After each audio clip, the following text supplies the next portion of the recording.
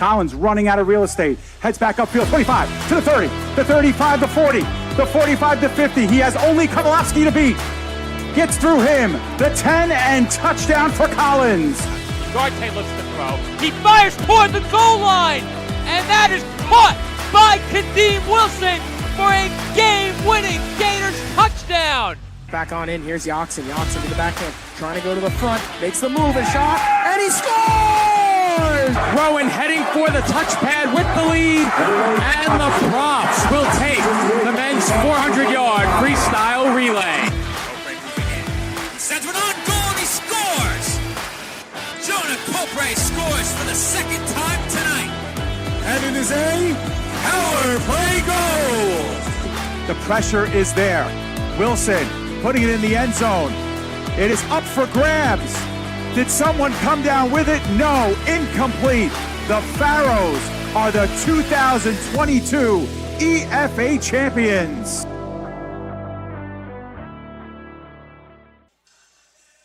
Live from Great Kills Little League in Staten Island, New York, the PDF Sports Network is proud to welcome you into coverage of the 2023 New York State Baseball Championship Skills Competition.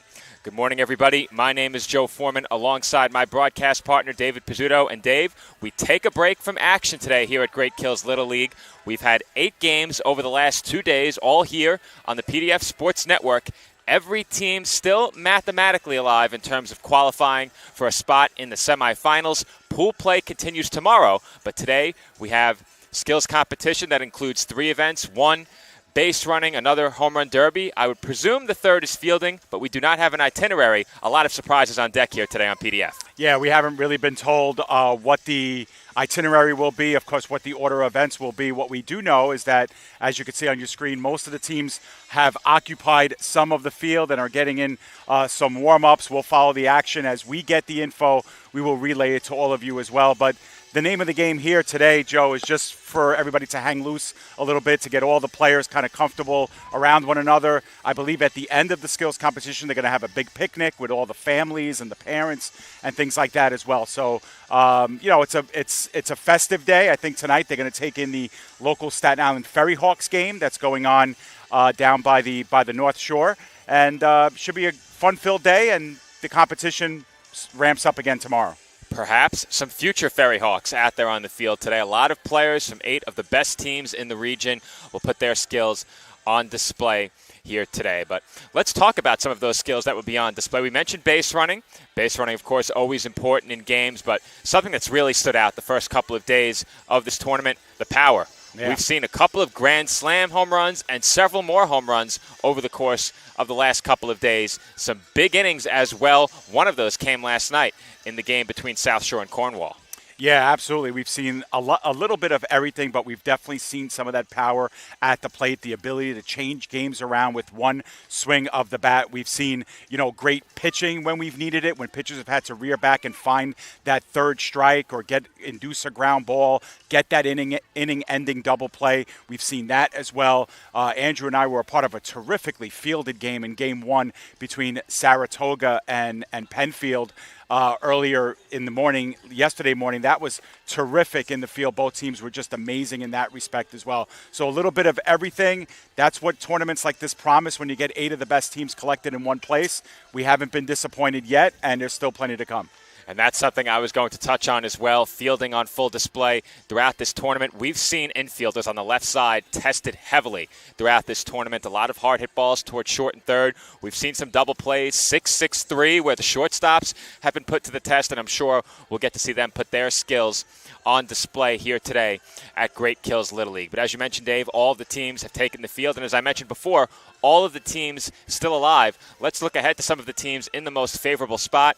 EGC, East Greenbush Castleton, South Shore Little League, both 2-0, poised to qualify for the semifinals. They can clinch a spot in the semis with a win. Each of those teams in separate pools. So for the other 3 teams in those 2 pools, they're all alive. Huge games for them coming up tomorrow. Yeah, 100%. And obviously those teams that have gotten those 2 victories, of course, have clinched their way in. And, East Greenbush, that was the second game that we had yesterday here on this field, playing against Massapequa Coast. And, both of those teams really were playing like it was a final, Joe. I mean, just back and forth.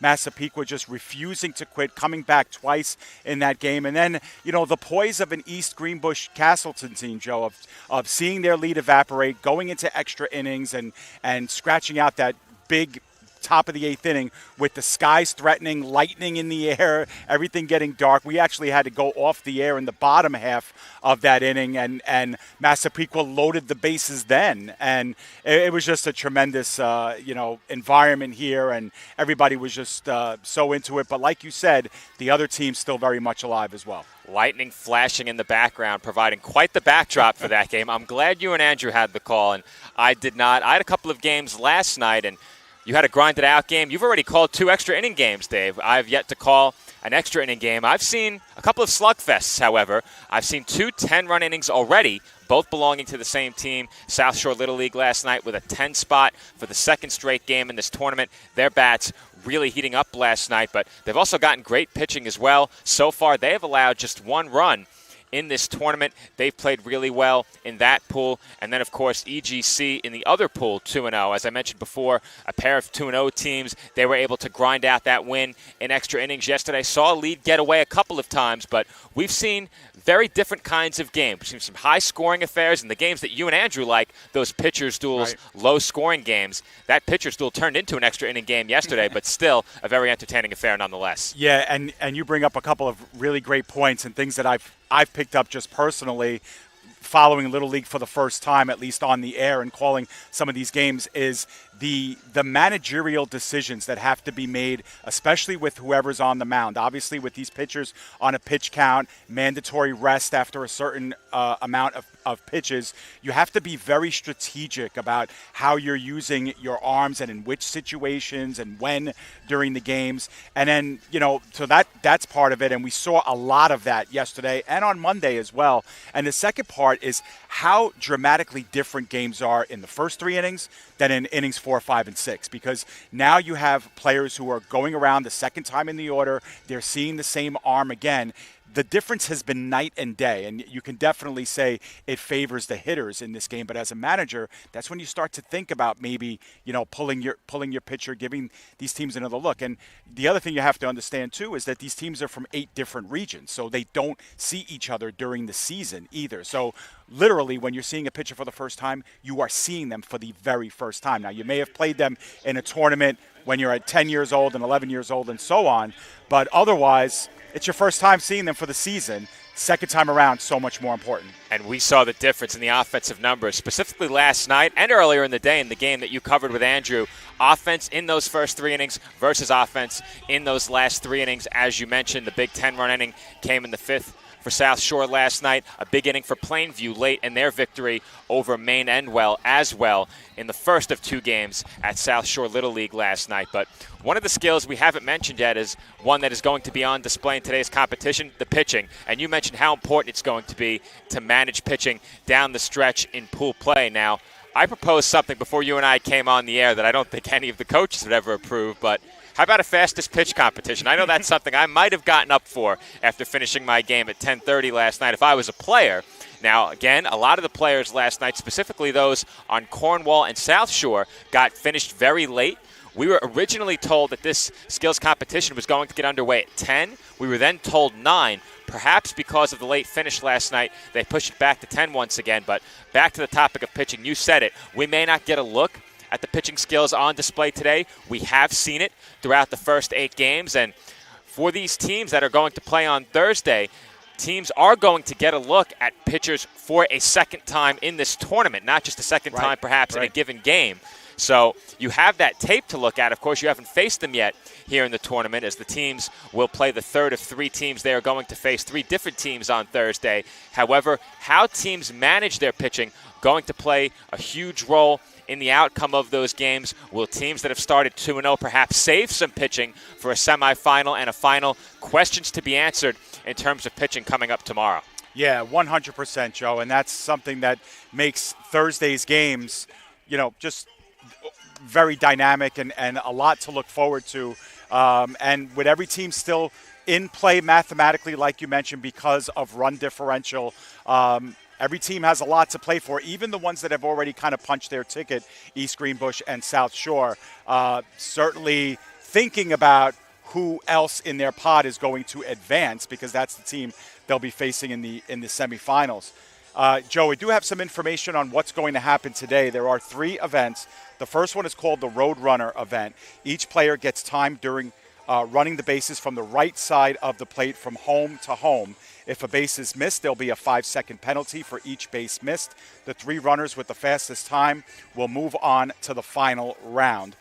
So each team will obviously send players out there to participate. The second one is one pretty similar to yours, your thinking, Joe, with the Golden Arm competition. Only this one, it's more about accuracy. Okay. Each player That's gets the best. Each player gets 3 throws from center field, approximately 125 feet from home plate. The target will be an L screen. If the player hits the target, he receives 1 point. And if he hits it on a fly, it's 3 points. The 3 players with the most points will compete in the final round.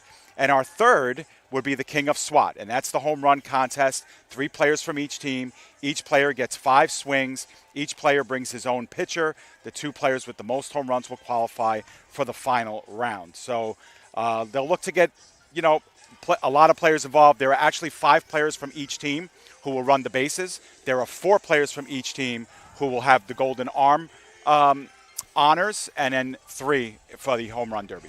Okay, so the throws coming from center field, not measured by speed. That's important. Not measured accuracy, by speed. Because accuracy is more. I could see when I was that age, I was a pitcher myself playing in CYO. If you told me I had to go out there and throw the ball as hard as I could, I was going to throw the ball as hard as I could. And I think for the sake of the arms of these players, it is best that that is not the case. Now, off the top of my head, I'm going to try and give the standings breakdown. Not scenarios, just the standings, and then we'll take a quick break ahead of today's competition. But let's start with the pool that began the week over at South Shore. Our first game, South Shore, Plainview. South Shore picked up the win. South Shore moves to 1-0.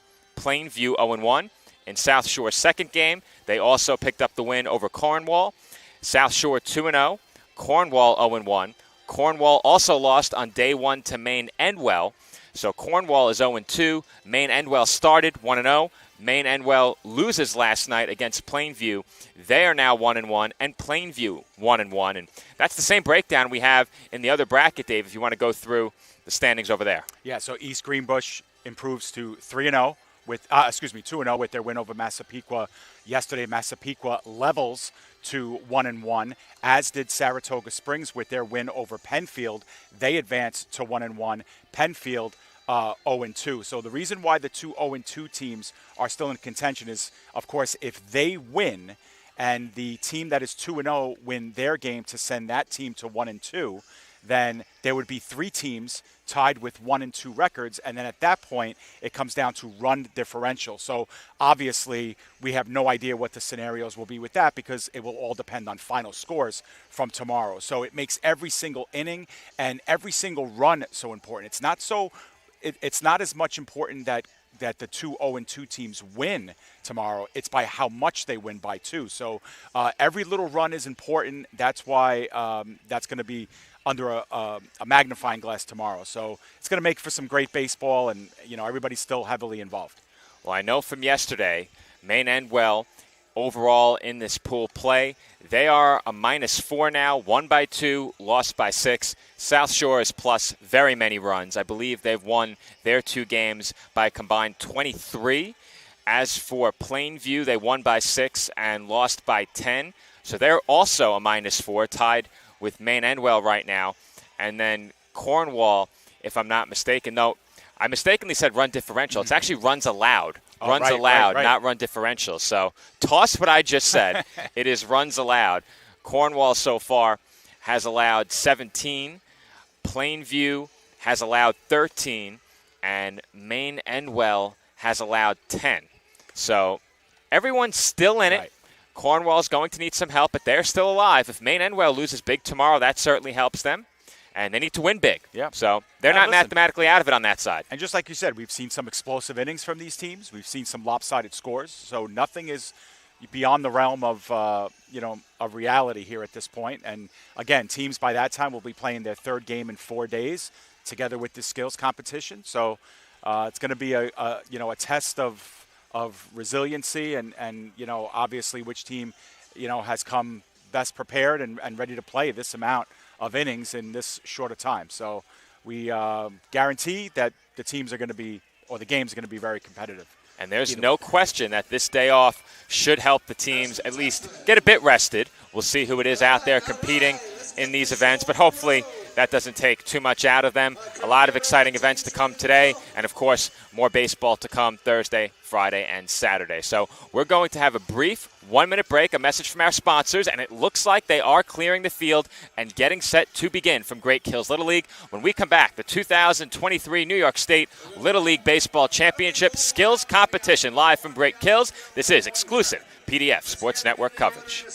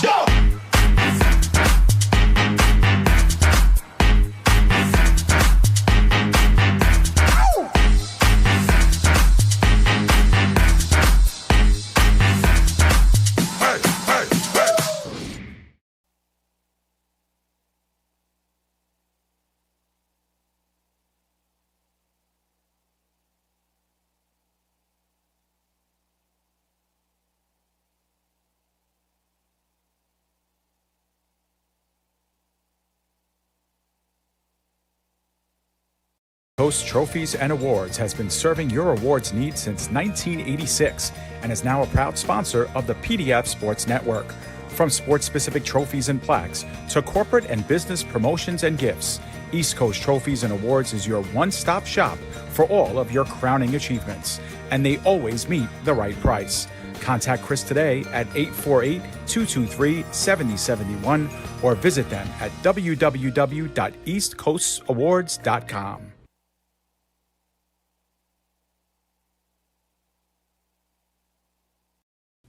Attention local businesses and professionals. Isn't it time to elevate your game? Now you can advertise your business or product on PDF Sports Network. Your ad will appear on all of our broadcasts, including this one. Don't have a commercial? We'll make one for you, absolutely free. What better way to showcase your product and brand while supporting the best local sports, teams, and leagues? Call now at 732-723-8189 or visit us at pdfsportsnet.com.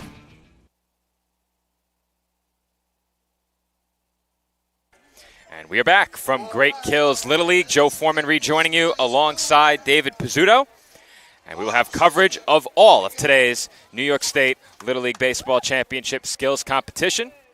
Based on our itinerary, we were told that the Roadrunner event is up first. All of the teams have gathered on the warning track, so the players are off screen right now. They're about maybe 5 feet in front of us down on the field. And we are going to turn it over to public address for just a moment as all of the teams are introduced. And when you hear the sound of my voice again, we will be getting started from Great Kills. To the playing field to begin today's team introduction. First,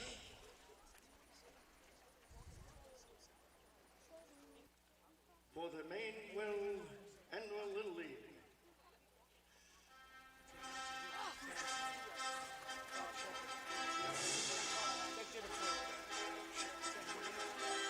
First, the manager, Dan Hennessy.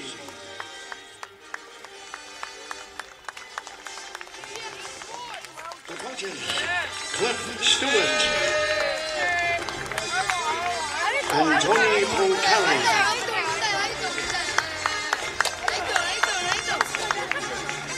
For Penfield Little League, the manager, Please, start marching down.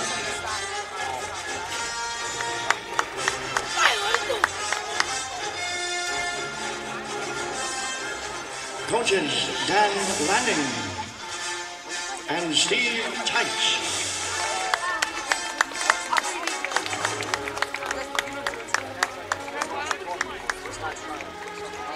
For Saratoga Springs National Little League, the manager Chris Lansing.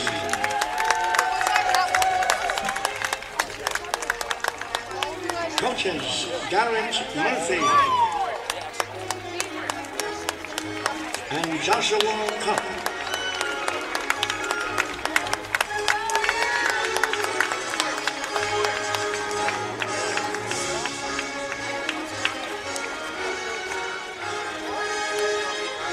For East Greenbush Castleton Little League, the manager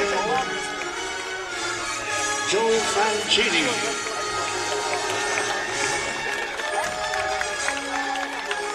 Coaches Don Anselman and Sam Greco.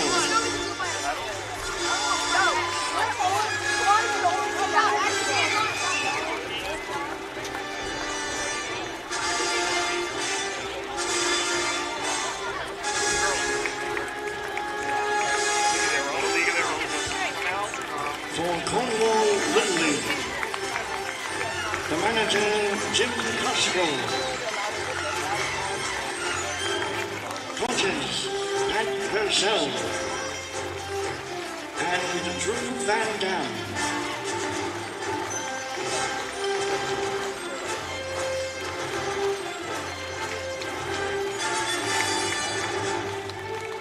For South Shore Little League, the manager Mike Zacariello.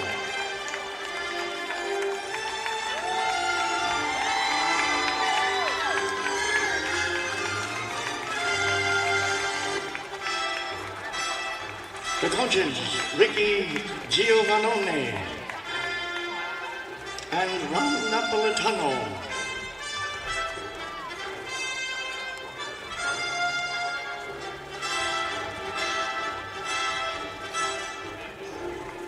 For Plainview Little League, the manager, Ian Bogatti. Coaches, Mike Davidson and Brad Eisenstein.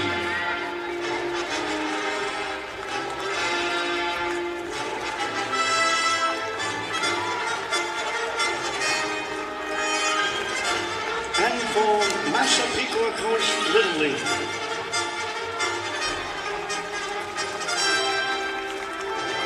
the manager, John Henchy. Coaches, Adam Rice and Ryan Kemper.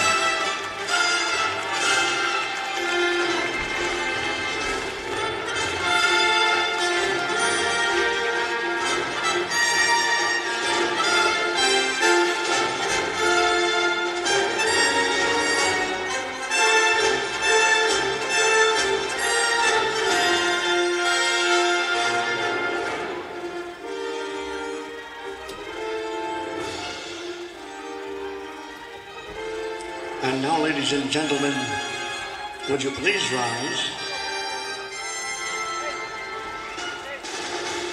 And please show your pride in our country by removing your hats and singing along to our national anthem.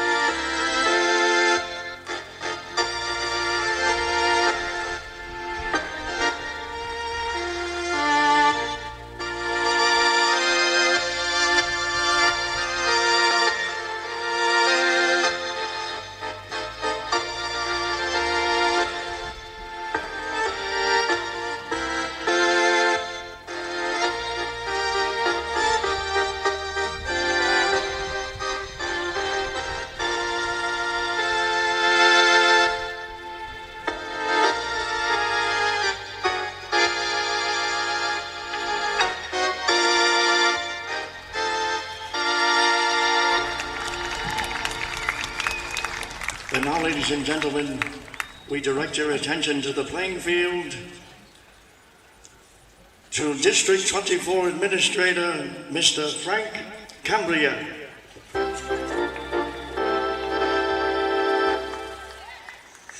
morning, everybody.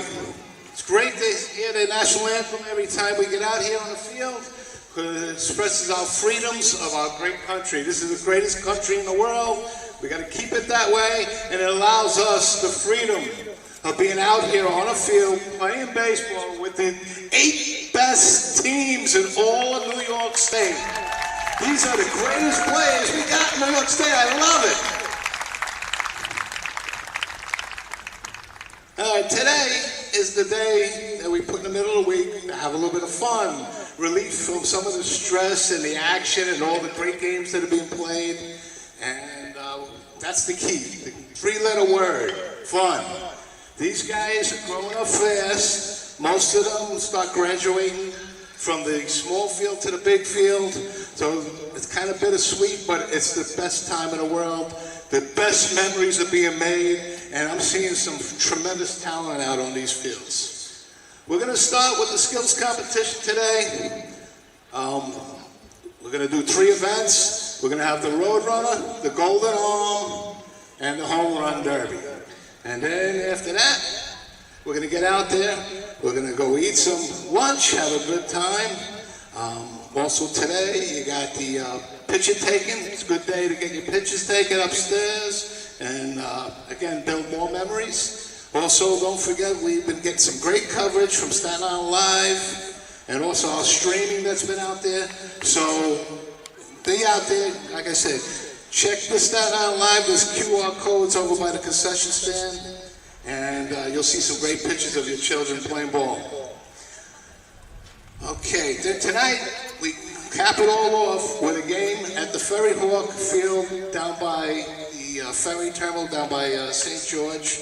We're going to be going out, we're going to march in a parade order like we did, and we're going to get out there on the field in front of everybody, and you're going to get to be around the great Hideki Matsui, one of the all-time great players, and you get to see him be on the field. You'll see him throw out that first pitch. So that's going to be a great memory as well. Then tomorrow we'll resume pool play.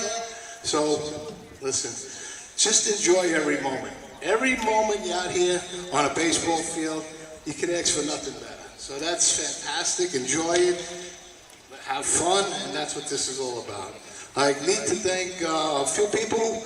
I want to thank, of course, the 2 presidents, Rob Pascal, Ben Deffenbaugh, for taking on the 2 tournaments, the 2 fields for that. Also, the board of directors who put in all the work. And even some old friends of mine asked to come out and help. A friend of mine, Mr. Pete Scalfani, long-time baseball guy, director, and he did a lot of great things for this island. Thank you, everybody, and without further ado, we're going to get this thing started with the Roadrunner event. What I'm going to ask is just the players that are going to be in the Roadrunner event come line up against the fence. The rest of you guys can go to the outfield or wherever you feel like you like to go out there, but we're going to get this started. All right.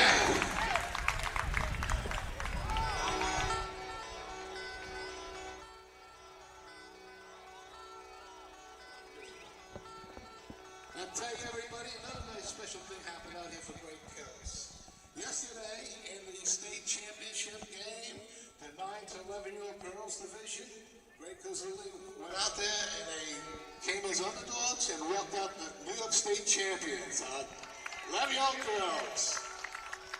And that's what makes this great.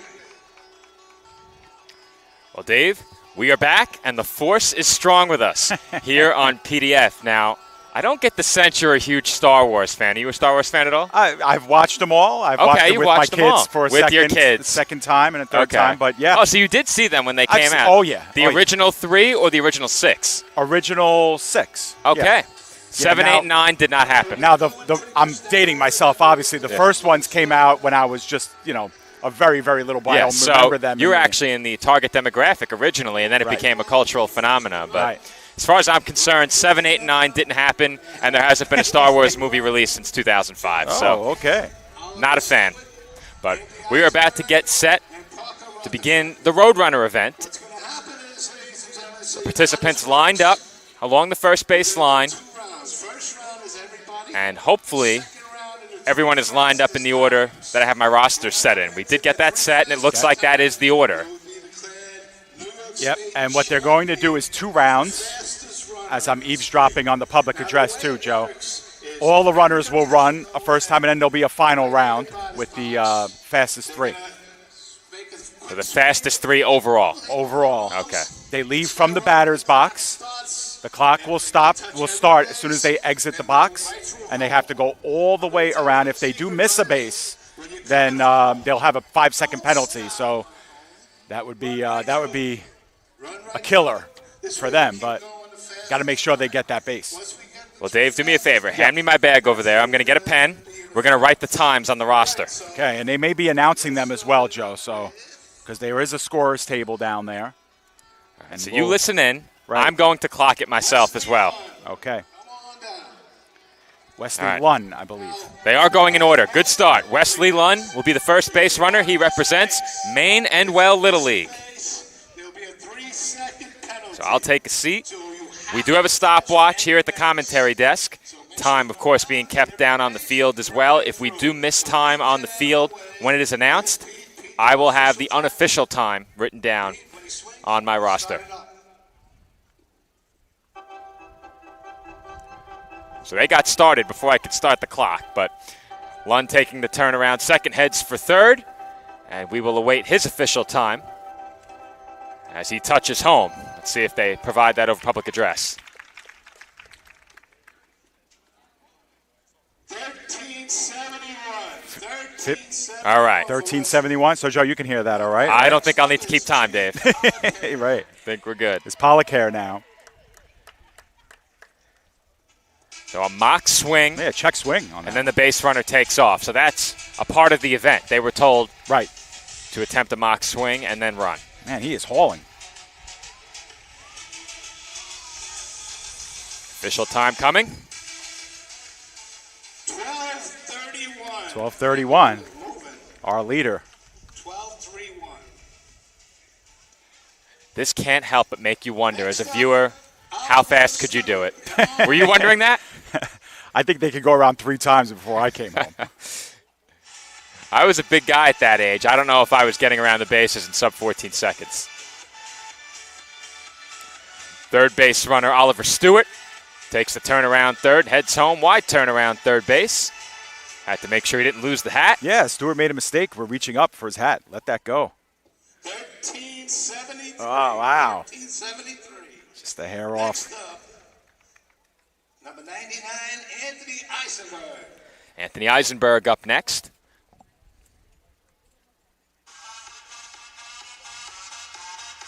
Now, at age 10, I actually have a copy of my height weight records. At that age, I was 5 feet tall, 135 pounds. So I don't think I'm getting around the bases in under 14 seconds. We'll see how Eisenberg did. 14:37. 14:37. 14:37. For Maine and Well will be And you have to think, Dave, there is a bit of a competition among teammates as well. Right, sure. I don't think you want to be 5 out of 5. Your teammates will give it to you. Oh, a little stumble out of the box that time. Base runner is Parker Rutherford. He heads for third and takes the turn.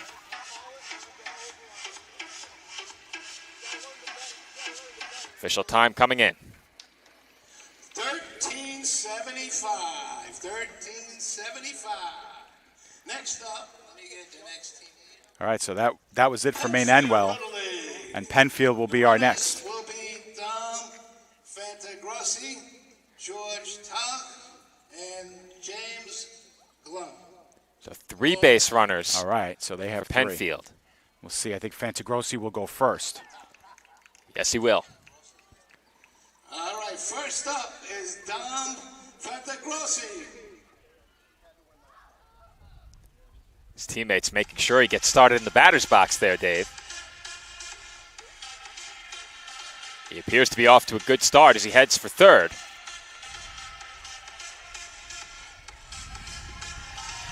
May have a new leader, Dave. Yeah. It was close. 11:59. Not that close. 11:59. Wow. That's that long gait of Fantagrossi helping him out. He took one last big stride as he stepped on home plate. Yeah.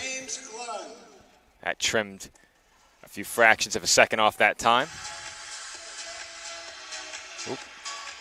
James Glenn, the base runner here, heading for third.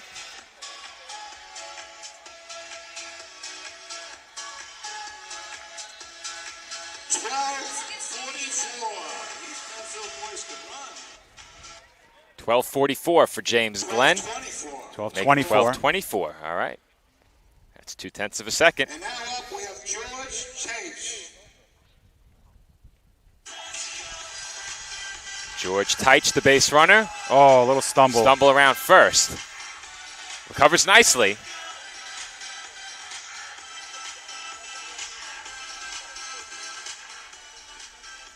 We have 12:59. Yeah, what a way to recollect himself. Sub 13 with the stumble. Just outside the top 3, though, I think. Just outside, yep. This is Gavin Murphy, Jackson Brahala, Cody Nakusa. Top 3 times right now. Or at least we need Fantagrossi, 11.59. Glenn, 12.24. And Policare, 12.31. So 12:31 is our time to beat for top 3. So Gavin Murphy will be first.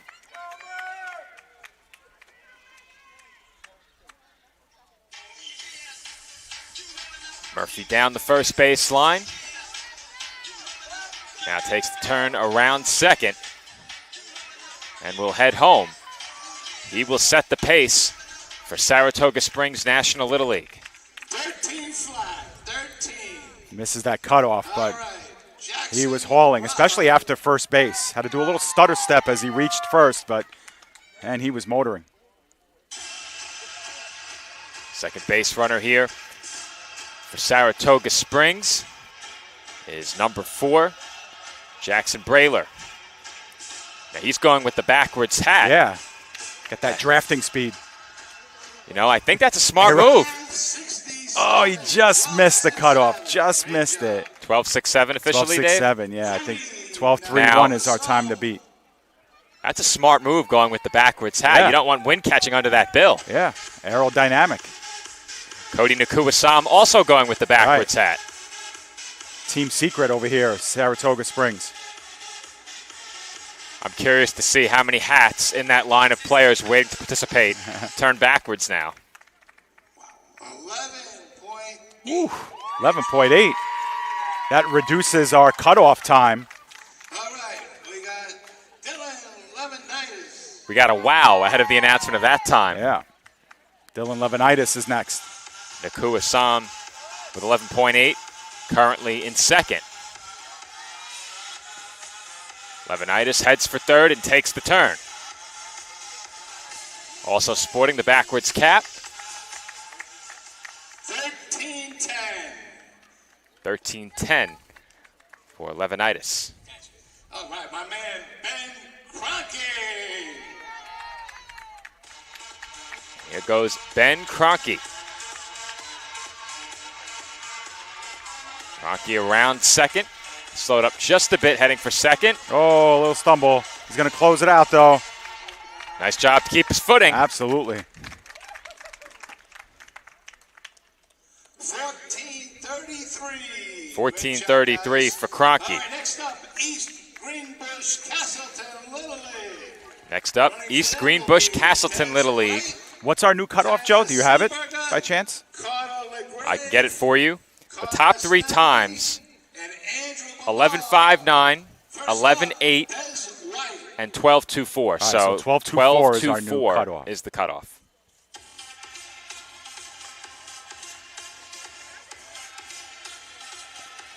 Des White flying around the bases here.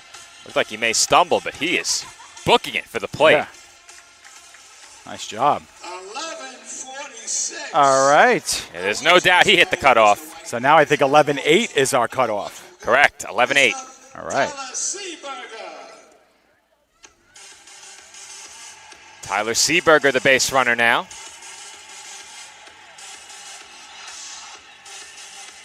No wasted motion at all, turning the bases for Seeberger.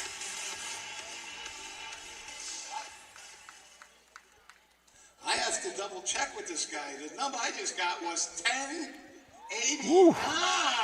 Yeah, and you could see that, Dave. Seeberger did not waste any motion turning those bases, and that goes to show you sometimes it's not as important how fast you are, but how effectively you turn the bases. Now, 1089 officially, Dave?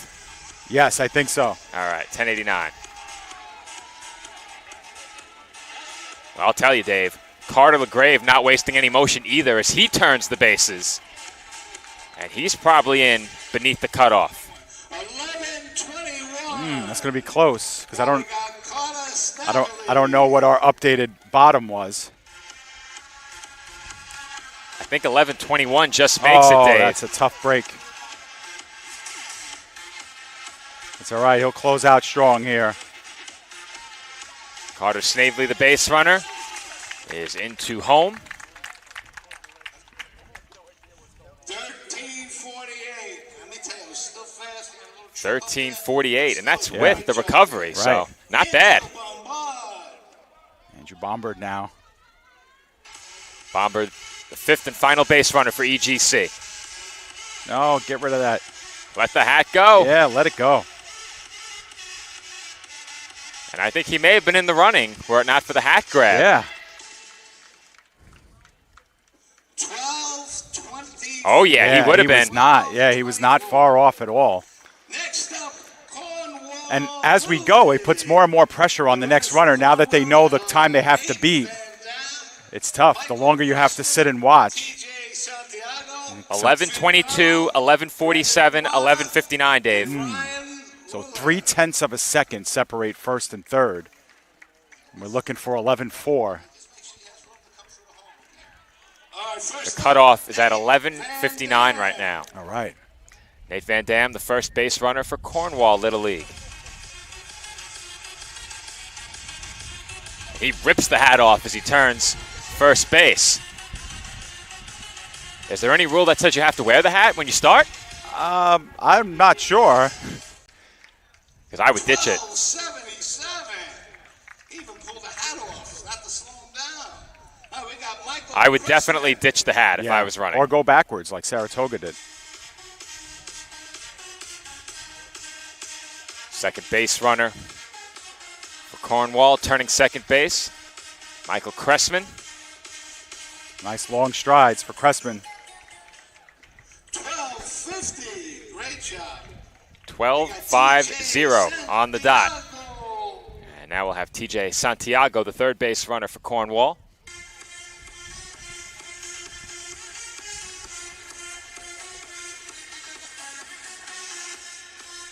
I'd also be very interested if I had the opportunity to pick the music that I ran to. I think that would make it a lot of fun as well. More work for the DJ and public address announcer. I think that would be like torture for the DJ. Well, it depends. If you know the order of the base runners, sure, you'd be fine.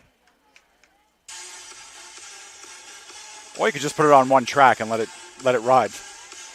Yeah, but then if someone has 15-second track and they run the bases in 11, you got some work to do. This is Finn Merrill heading for the plate. 12:32. And he's in at 12:32. Brendan Dwyer. I can't even lift my coffee cup in 12 seconds. These guys are running 4 bases. This is unbelievable. This is Brendan Dwyer.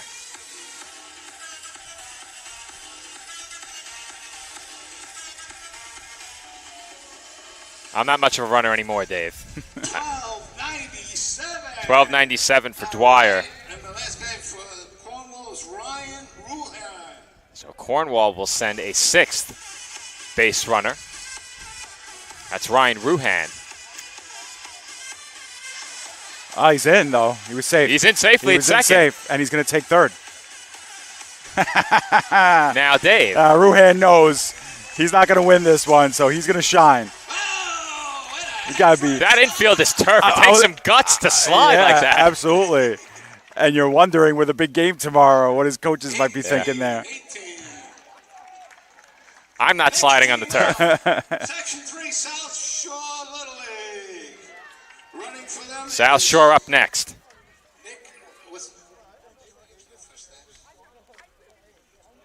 Angela Regina. All right, so Regina will be our first runner. Okay, so the South Shore roster that they have Only had did first not have names. first names. Oh, did not have Did first not names. have first Okay. names. Jack Piccolo. So they're sorting that out behind the plate. We do have first names. James Giovanni. All right, 5 base runners coming up for South Shore. Got to give it up for Frank Cambria on the microphone. A lot of dirty names. MC today. Yeah, MC and Now, head man in charge. Angela Regina. you and Of I this have a lot of tournament. MCing experience, Dave. Yeah. We've done it before. Now, South Shore showing up today with the jerseys. This is Angelo Regina wearing number 36, but I think it might be just a bit easier to run in the T-shirt style jersey than it is in the full uniform. And the shorts, yeah. And the shorts, that's right. 1361. 1361 for Angelo Regina. The cutoff still 11.59. This is Dominic Napolitano. Oh, he lost it. Napolitano lost his footing, recovers, heads home, and he's in. Official time upcoming. He pulled a Nick Pavone. He blew out a tire, Joe. He thought he was going to go for a swim. I hope Nick's watching. What do we got up? What was the official time, Dave? Did you get it? Not sure. Okay. I think it was in the 14s.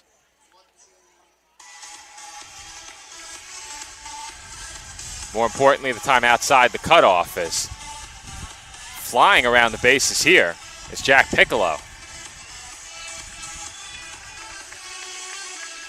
11-14. 11-1-4. And 11-1-4. Piccolo is in. Yeah.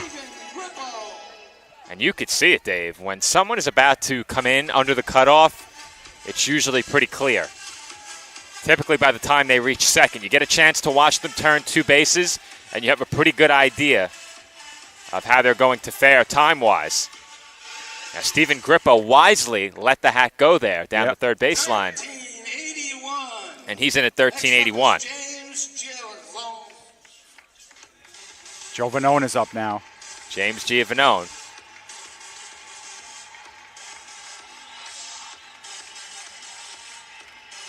Cut the bases well. Did he have the speed? 1199. Didn't have the just speed, missed it, Dave, but yeah. he cut the bases very well there. Plainview Little League, Section 4. For me, what does it is that second to third base, if I see that the speed is still there, then that's what's doing it for me. Because everyone seems to be right neck and neck when they get to second. And then it's when you know psychologically you have halfway to go if you could still motor down to third base. We'll talk about the psychology of sprinting again in just a few moments, but when I attempted to run a 5-minute mile, got off to a good start, but I didn't make it. And I had to really push myself for that. Now, I think I have my rosters out of order here. Oh, I have 2 copies of Penfield, that's why. 1191, so he too Gerardo missed it. Marzai, 11.91. All right, we got Marcos, Telegrafos. But when I tried to run the 5-minute mile, it became a psychological battle after about the 3-minute mark. This is Marcos Zagrafos. He loses the hat and the sunglasses, still running hard down the third base line. Yeah, but just like those track runners when they run the 40 or the 100 meter, you got to stay so disciplined from start to finish. It's not just about getting out of the gate. We've seen it in the Olympic Games. How many guys are the leaders halfway through, and then who saves it in the tank for the last half? Brandon Eisenstein, the last base runner for Plainview. 1187. Such quality times, but we do not have a qualifier so far from this group. I think the new cutoff is 11.4. This is Chris Sudd. And for those wondering, I ran the mile in about 5:40. First time I'd ever attempted it. Asterisk, I did it on a treadmill. Ah, okay. 1379. 13.79 for Chris Sudd. Back then I was much more of an endurance athlete. Now it's all power. The older you get, the more you focus on the power. Well, I can tell you, Joe, my youth was all about youth football, and they took one look at my size and said, you, my friend, are playing the offensive and defensive line. So that tells you a little bit about my speed. 1180. I always prided myself on being a pretty good quarterback. I could throw the ball better than usually anybody my age. But back in youth football, you just never really threw the ball a lot. It was all about the run game. So they're like, nope, you're playing center and defensive end. That's where we got you. Grayson Bugatti, the base runner. That's a nice run right there. Waiting the official time. 11-6. Just missed it. Great time, but not good enough. Now, you and I have a lot of experience in faculty staff football. That's the most experience we get. You've quarterbacked me in the past. I quarterbacked this year. I scored in every manner possible this year. Passing touchdown, pick six, rushing touchdown on a lateral. We had no run plays, but I scored on a lateral for a rushing touchdown. No special teams, and no fumbles, so I could not score on a kickoff or fumble six. Massapequa Coast now sending their base runners to home plate. This is Gavin Weiss turning third and heading home. Good finish for Weiss. 12:38 the time for Weiss. It's amazing, though, how consistent these times are, too. Just within a second, sometimes less of one another, teammates and opponents. Pretty impressive. How quickly you cut the bases means so much. 12:04. Savalos in at 12:04. Yeah. Now we got up Harrison Smith. This is Harrison Smith.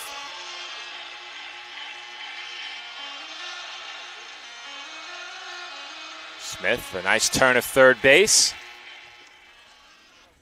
11:46. 11:46. I have to double check, Dave. I don't know if that made the cutoff, but we'll double check it. In the neighborhood. This is Joey Sessa. I have to go back. We had a time in the 11:4s. That was the cutoff. He is motoring That did not as well. make the cutoff, Dave. Oh, no, it did. This one might have, though, Joe. 11:47. We had 11:46 for Smith. That guy just saw wind go around that base. 10:48. Yeah. 10:48. Wow. That's the best time so far now. Who was that, Dave? Brady Hunt. Not sure, Joe. I was looking at the times. I missed the base runner. And I'm perched in my viewfinder here in the blazing sun, so I really can't see The chat will much. help us. In the chat, we trust. This is Brady Hunt. Hunt with a very fine run, too. Oh, just missed it.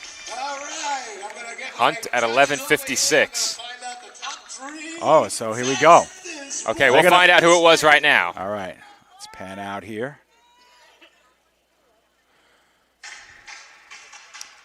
You know, I think I did say it. It was Joey Sessa. Thank you, chat. 10:46 for Sessa. Whew. Well, if you're an aspiring Little League player or you play somewhere else and are watching this, these are some times to really target, you know. Write these down, try to beat them, and you're on your way. If you're a 10 or 11U player. All right, so I'm going to get you our top three. Sessa was 1. I believe Seeberger was also sub-11. So that may have been 2, but he's definitely in. And I think we had an 11-1-4 as well. That was Piccolo. I'll have to double check, but I believe Piccolo was 3. He was. Sessa, Seeberger, Piccolo should be our 1, 2, 3. All right.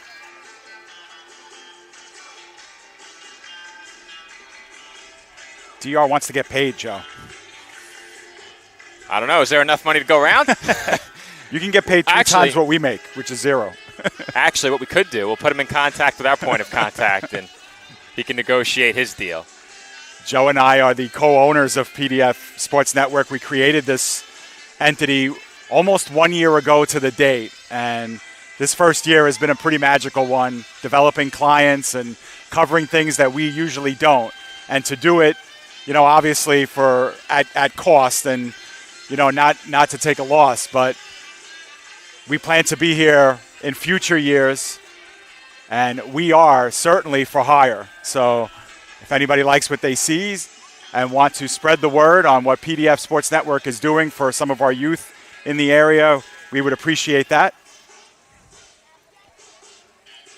It's been very enjoyable week so far. As I think with each passing day, each passing game, we're getting recognized more and more now. Yeah.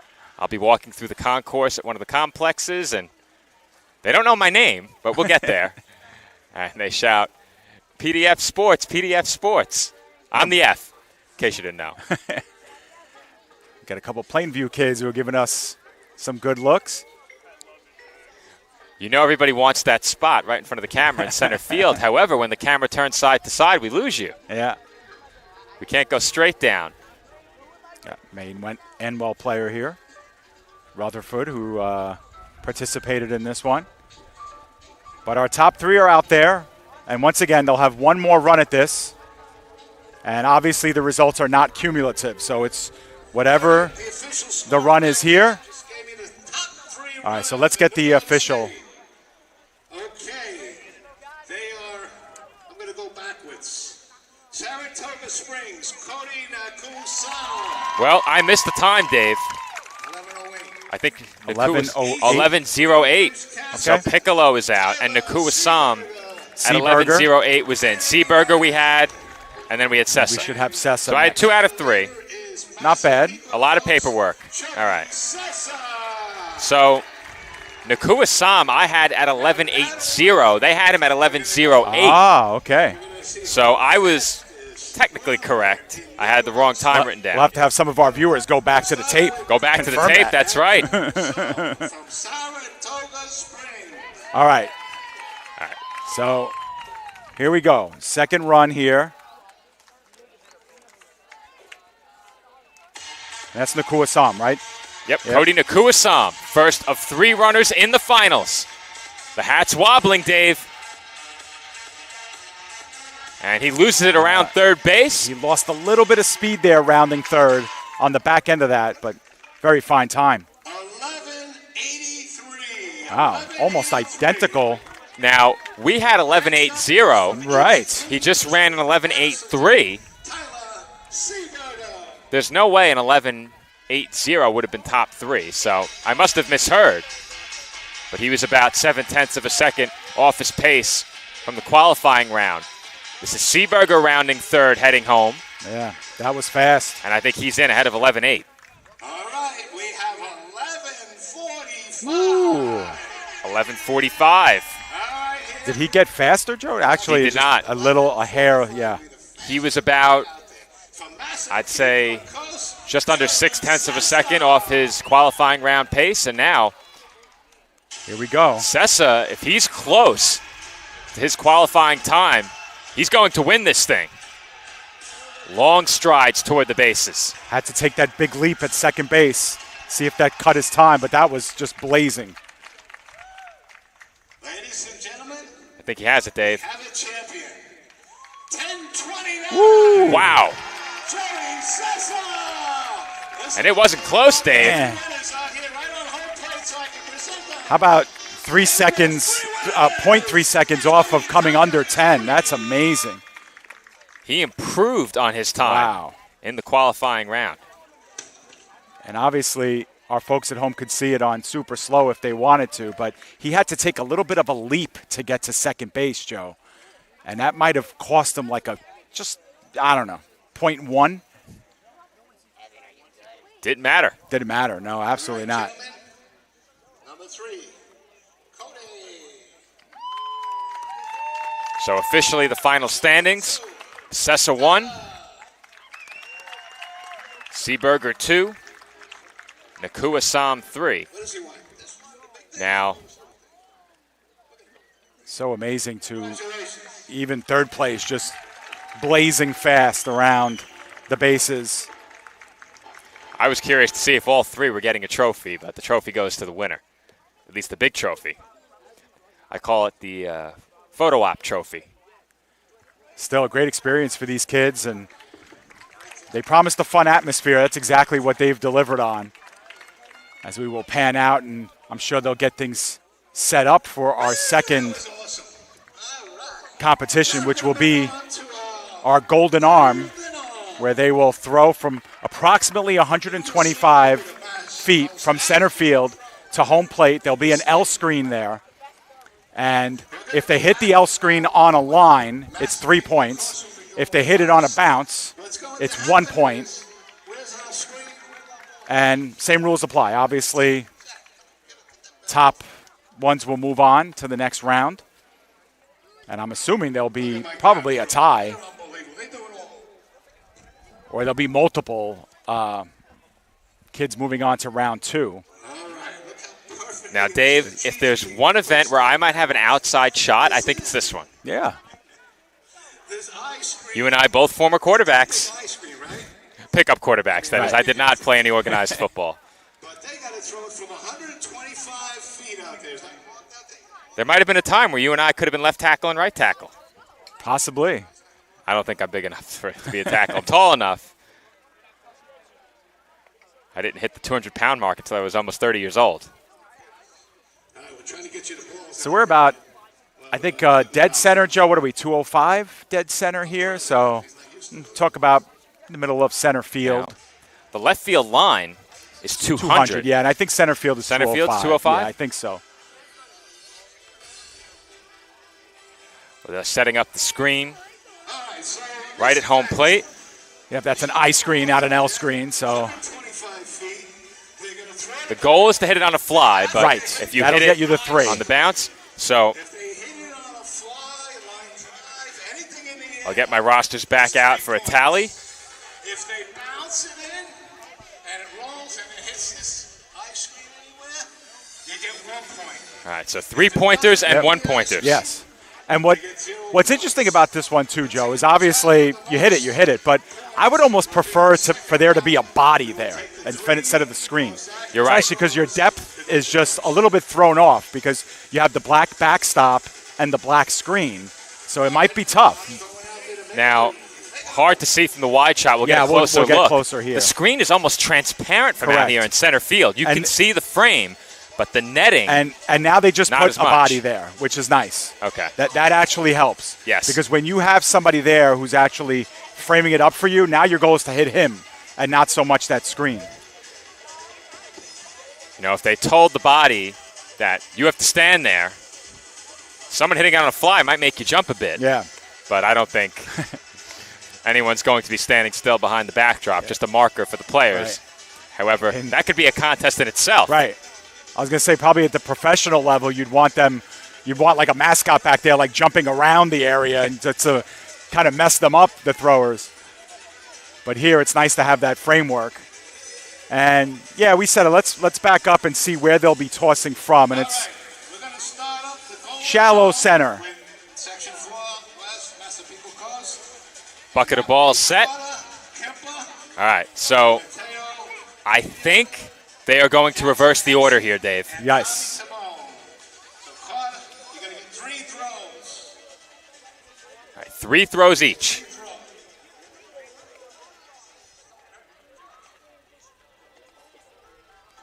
First throw on its way from Carter Kemper, and on a bounce. Now, it may be a bit tough to read a short hop in front of that netting. We'll do our best, and I'm going to try and tally the points. I think that hit the frame. Does that count? It does. It does. And, Joe, it's very, very tough for me here. That's wide. To pick up the ball on this small viewfinder here. So I'm just going into the general area. And that hits it on a fly. Mateo Papilla, right on target. He hit that one in the strike zone. Not too surprising for a pitcher. And he's now 2 for 2. Off to a nice start. He has 6.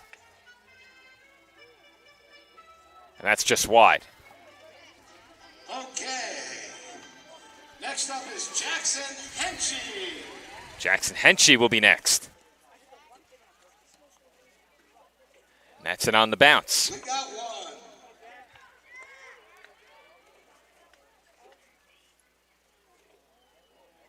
And that is wide to the left. One more throw for Henschke coming here. And he's wide left. Okay, next up is Tommy Tabone. Tommy Tabone, the next thrower for Massapequa Coast. His first throw on its way. A little That wide, is right? wide. On the Wide bounce. to the right on the bounce.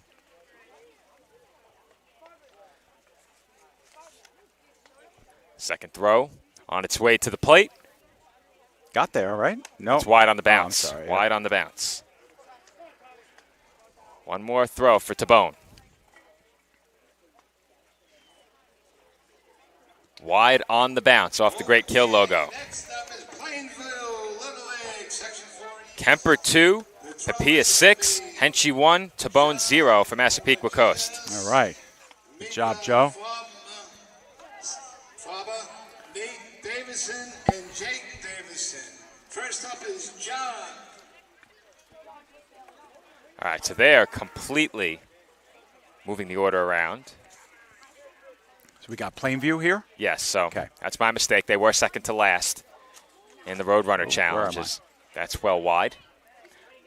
John Bonagius, first to throw for Plainview. That's an on the fly.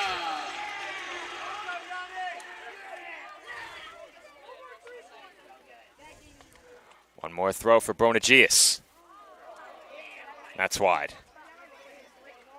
Yeah, Bonagius takes a lot of steps throwing that ball. All right, Mika's up next. Yeah, we were told Micah, right, Dave? Thought so. Although we did have a Mika and a Micah Did in we? this tournament. That's one.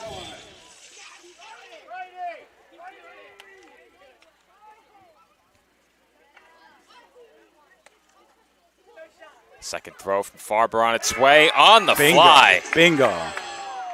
That would have hit him right in the numbers.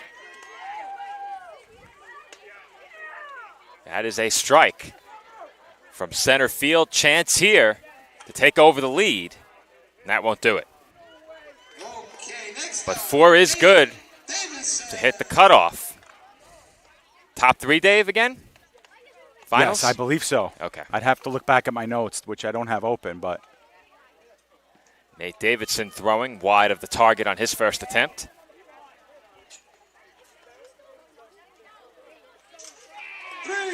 And a three-pointer off the frame.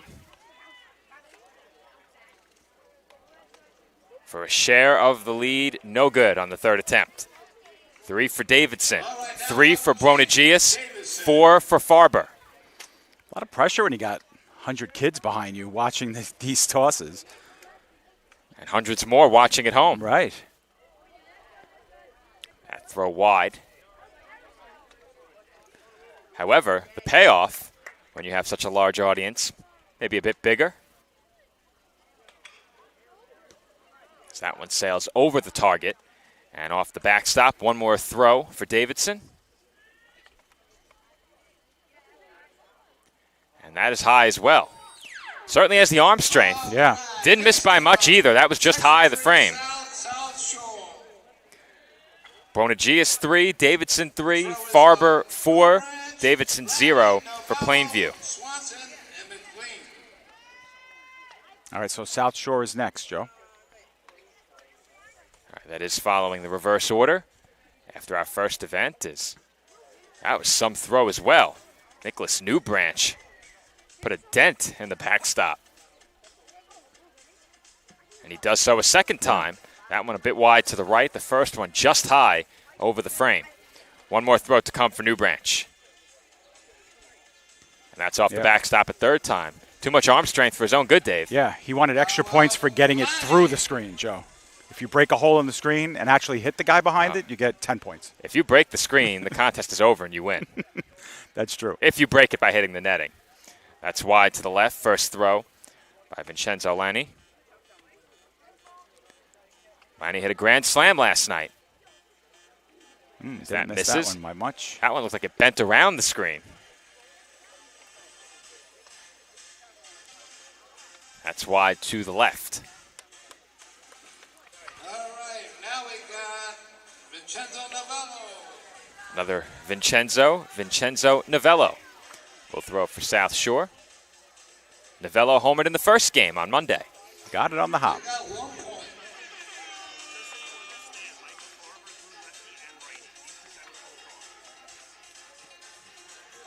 So Farber, Dave, we didn't pick it up.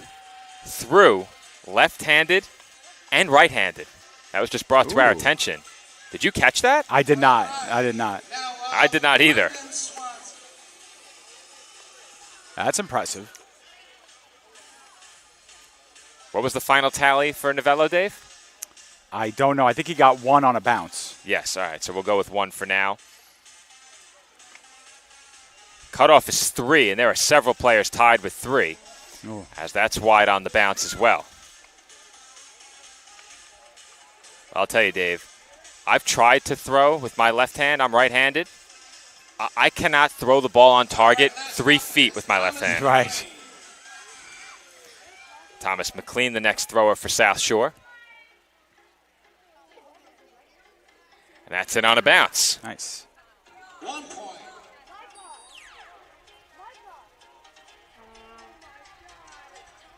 That misses wide right. 1 more throw for McLean.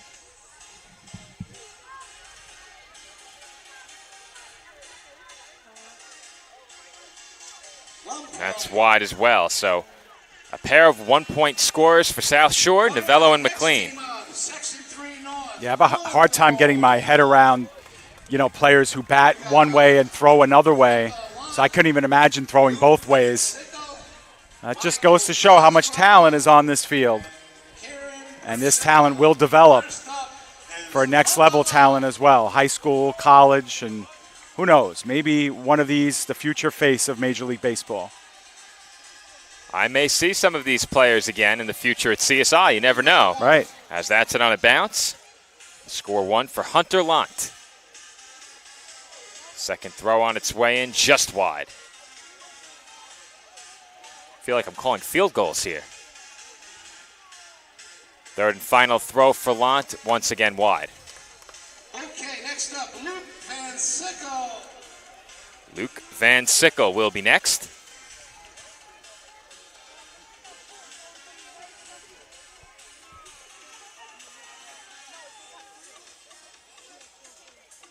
That is wide to the left.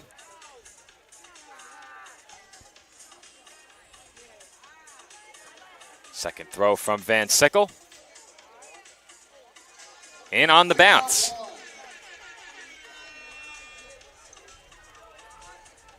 Throw on the fly here would set a new cutoff of 4. That won't do it. Wide right. Pair of 1-point scorers so far for Cornwall. And Michael Cosgrove will be next.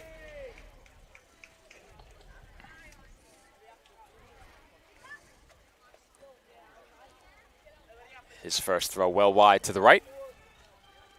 That one got a little away from him. See if he can righten it up. Second throw on its way in. Just wide to the left. If he could center it here, he can get on the board like each of his 2 teammates. And that just missed the frame on a bounce. Purcell will be next. Something I'm noticing, a lot of the players participating in this event, pitchers. Yeah, interesting. I believe all 4 throwers for Cornwall pitched last night, thus far, as Purcell's wide on his first throw. Second throw, in on a fly. Now Purcell has a chance to set a new cutoff or earn a share of the lead. That won't do it. We have a 6, a 4, and multiple 3s. Only 2 players have scored 4 or more. For Cornwall, Van Sickle 1, Lant 1, Cosgrove 0, Purcell 3. All right, EGC is next. Looks like Connolly will be first up. First up, Jack Connolly. Jack Connolly, the first thrower for East Greenbush Castleton Little League. That sails to the base of the backstop. Connolly's second throw. One hops the backstop. Clearly has the arm strength. No question he can reach it on the fly. And that time he put the dent in the backstop. So Connolly, no shortage of arm strength, but no points to show for it. And Trenton Sales is next. And that is in on a bounce. Second throw on its way. And that did hit the frame on a bounce. So it bounced off the edge of the frame. That's good for a point. Chance for sole possession of second. Ooh. That won't do it. Okay, now up Eli Parkinson. And Eli Parkinson will be next.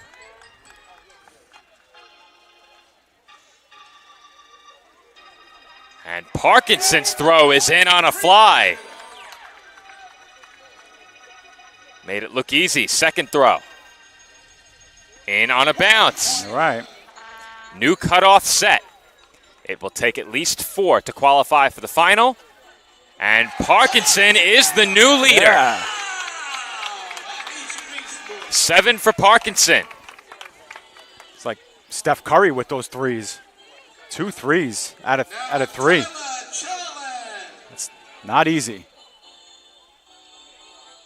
And that is in on a fly. Second throw coming in. And that's wide. Tyler Charlin throwing here. Chance for a share of second. And that's off the frame. Nice. He's got it. Brilliant. Share of second. 6 for Charlin. 7 for Parkinson. And I believe it was Mateo Papilla with 6 earlier. And Joe, I have confirmed it is the top 3 players. Now, if there's a tie, I'm sure there'll be more. So if more than 2 tie for 6 points, I'm sure they'll take them all. So right now it's 7, 6, and 6, right, Joe? 7, 6, 6. That bounce is wide. Thrower here knocks Redmond for Saratoga Springs National Little League, and that's wide on a bounce. Great relief appearance for Redmond yesterday for Saratoga. That bounce is wide. Okay, up next is Gian Edwards. John Edwards next.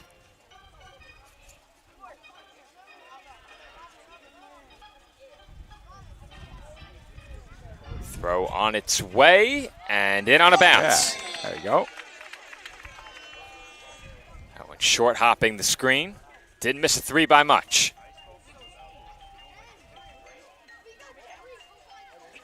For anyone from this point forward to qualify for the final, they will have to hit the screen on a fly at least twice. Right. Final throw here for Edwards. And he sends one wide to the left. Yeah, he knew it too because he put everything he had into that throw. John Frank, the next thrower.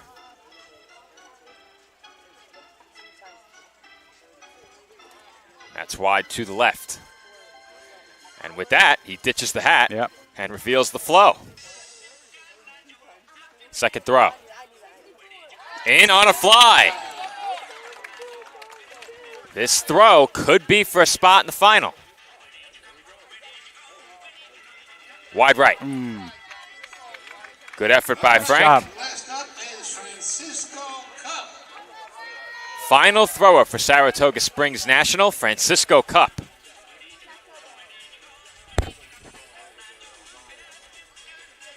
Throw on the way and in on the fly. 1 down, 1 to go. If he can do that again, He is likely to earn a spot in the final. Second throw. On target. One or three. It is a three-pointer. Yeah. Must have hit that lip. Well, he could set a new mark here if he can get another one in. No thrower has been perfect. And Cup is just wide. He didn't miss the right side of that frame by much. But he makes the cut, though, with 6 points. Yes, he does. Cup with 6, Redmond 0, Edwards 1, Frank 3. I think this might be our last team, right, Joe? Oh, 2 more, sorry. Penfield Little League up next.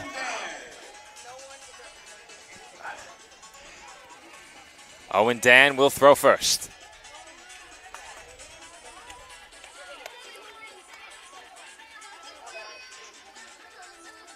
That sails to the backstop. Someone was trying to cross there, not the right time. Had to take evasive action. Second throw. In on a bounce. It's 3. Oh, 1-pointer, they said? That was close, but they ruled it a 1-pointer. Final throw. Ooh. Right off the screen. That's 4 for Owen Dan. All right, next up is Lucas Murray. A few minutes ago, that would have made the cut. Next up, Lucas Murray.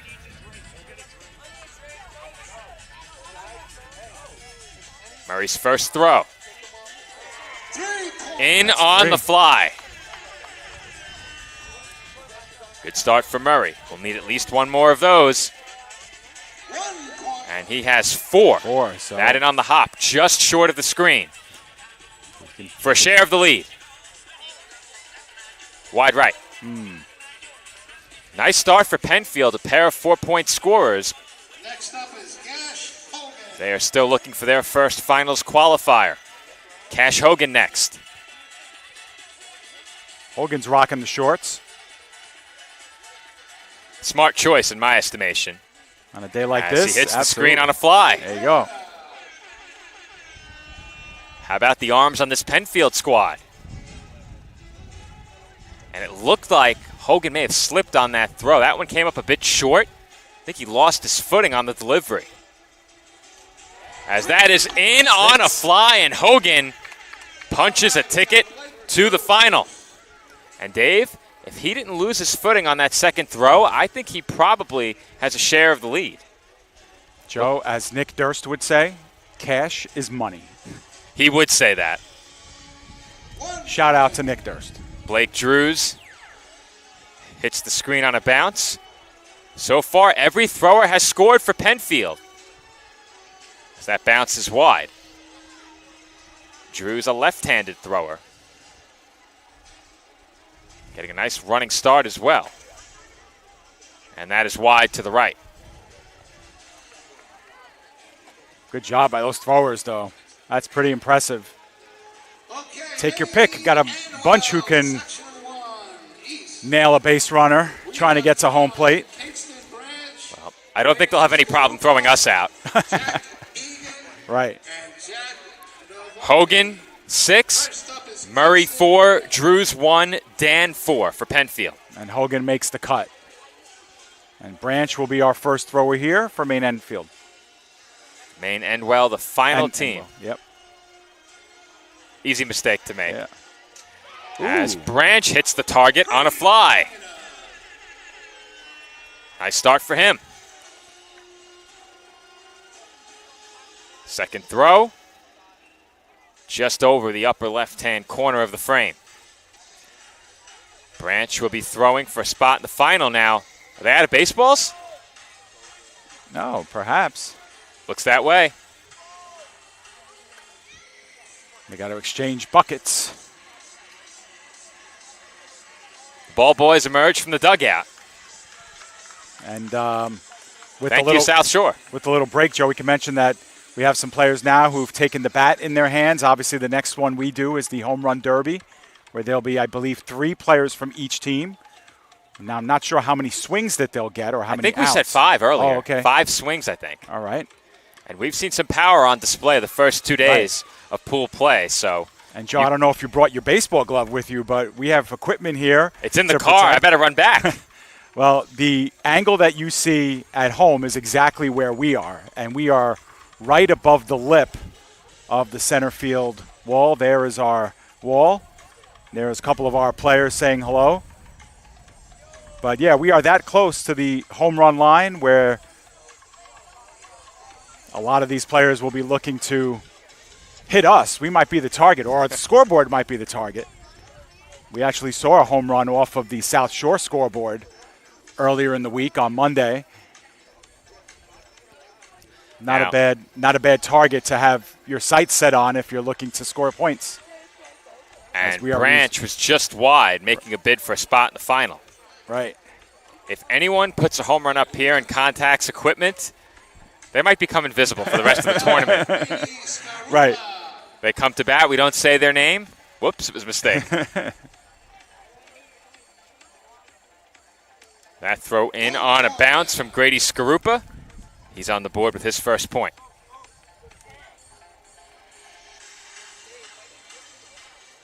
Second throw high and wide. Watch out, scores table. One more throw to come for Skarupa.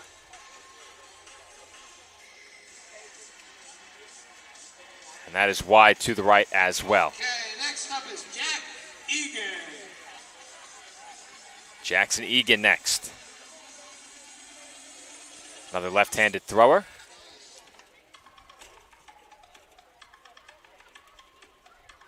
That's wide to the right. We do have a lefty on the crew, Dave. Andrew not here today, but Andrew is left-handed. We spoke about it yesterday. Yeah. That may have been 2 days ago now on Monday. That bounces wide right as well.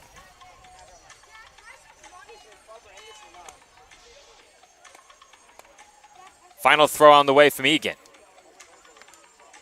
And that's just wide of the frame. Down to our last thrower. Novotny trying to gain the finals. He needs 6. Novotny throws, and that is in on a bounce. All right. But he will have to hit the screen on a line these next two.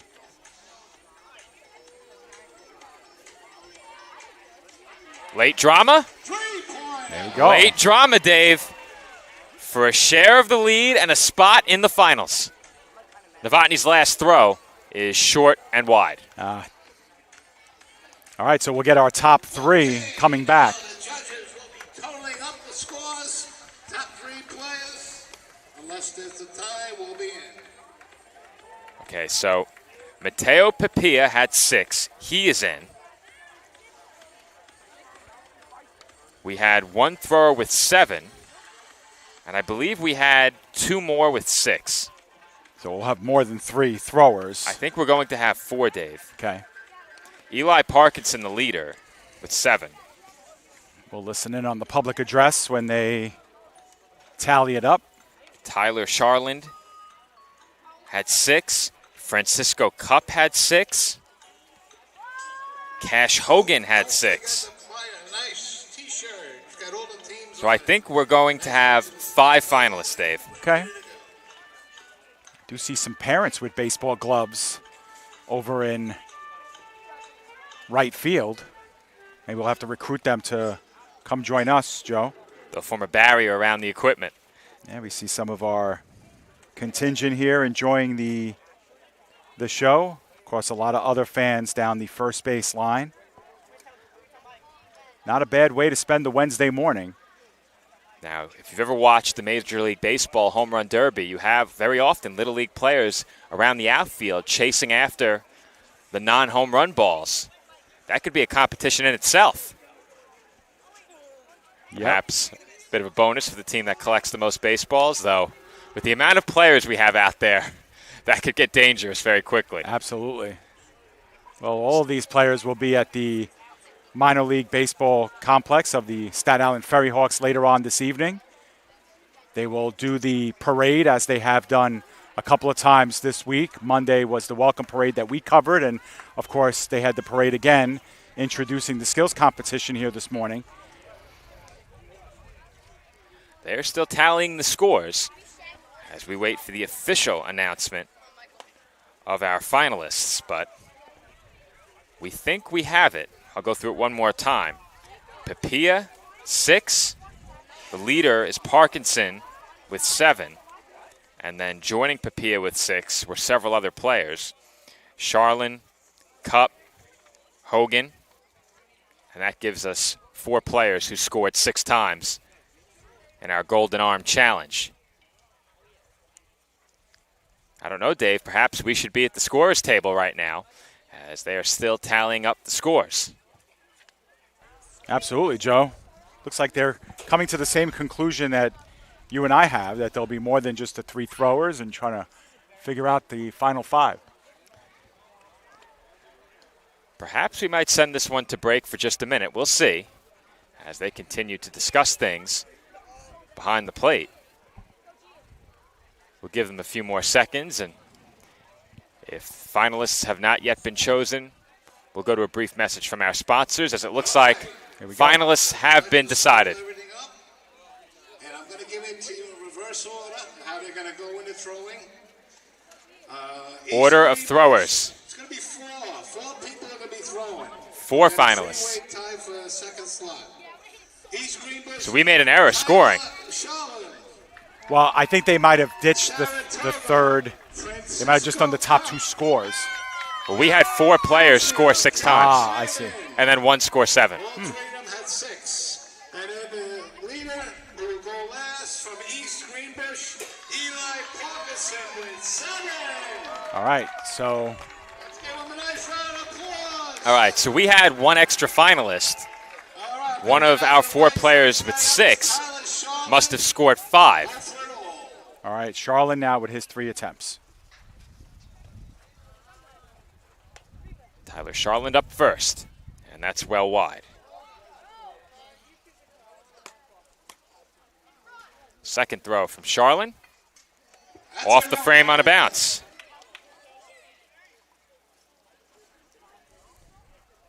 Final throw, wide. Just missed it. All right, so Charlin scores 1. 1 is the score to beat. So we had Mateo Papilla with 6. Apparently he had 5, so that was my error. Okay. Francisco Cup, the thrower here. And Cup is wide on his first attempt.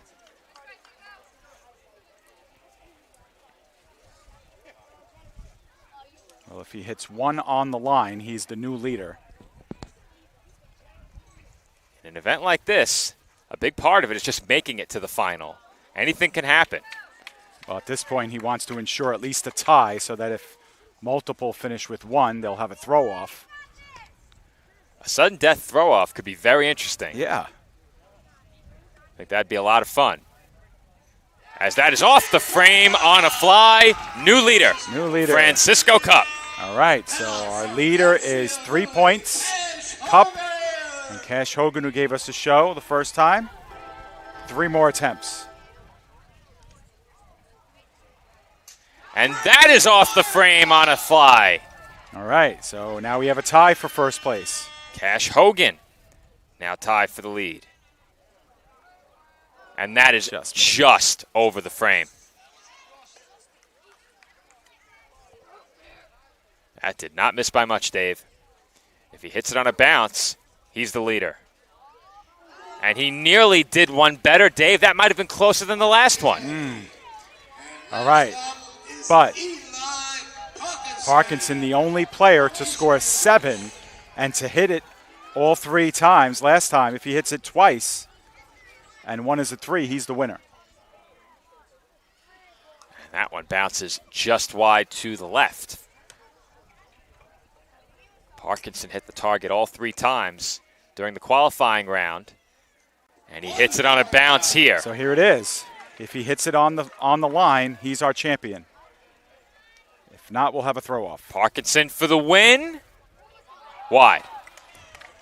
So Cup and Hogan will throw off. All right, we're going to have a runoff. We have 2 players with 3. And Dave, I think you have to have them stand side by side here and alternate throws, right? I think so. Well, we'll see how many they give them. If it's just one throw each, or if they It do should three be again. back and forth, but I don't think that's what they're doing. Well, let's see. It looks like Cup. You have to remember, we're in the entertainment business here, so I think a side-by-side throw-off makes Right. for some good TV. You want the most compelling visual. Cup will throw, and that hits on the fly. So it looks like they're going to give Cup 3 throws. Okay. So brand new slate of throws. Now, would you want to go first or second here, Dave? I think I'd want to go first. A lot of pressure. That missed high. You don't want to do the math in your head and things like that when you're throwing. You just want to set the pace. Cup with 3 in the final. This is the sudden death round in the final. And that's wide. So he matches his round 2 score with 3. All right. Hogan's gotten off to a couple of great starts. Let's see what he does here. Cash Hogan. On the fly, off the frame. Well, Dave, the pressure now off here. And Hogan wins it on the fly.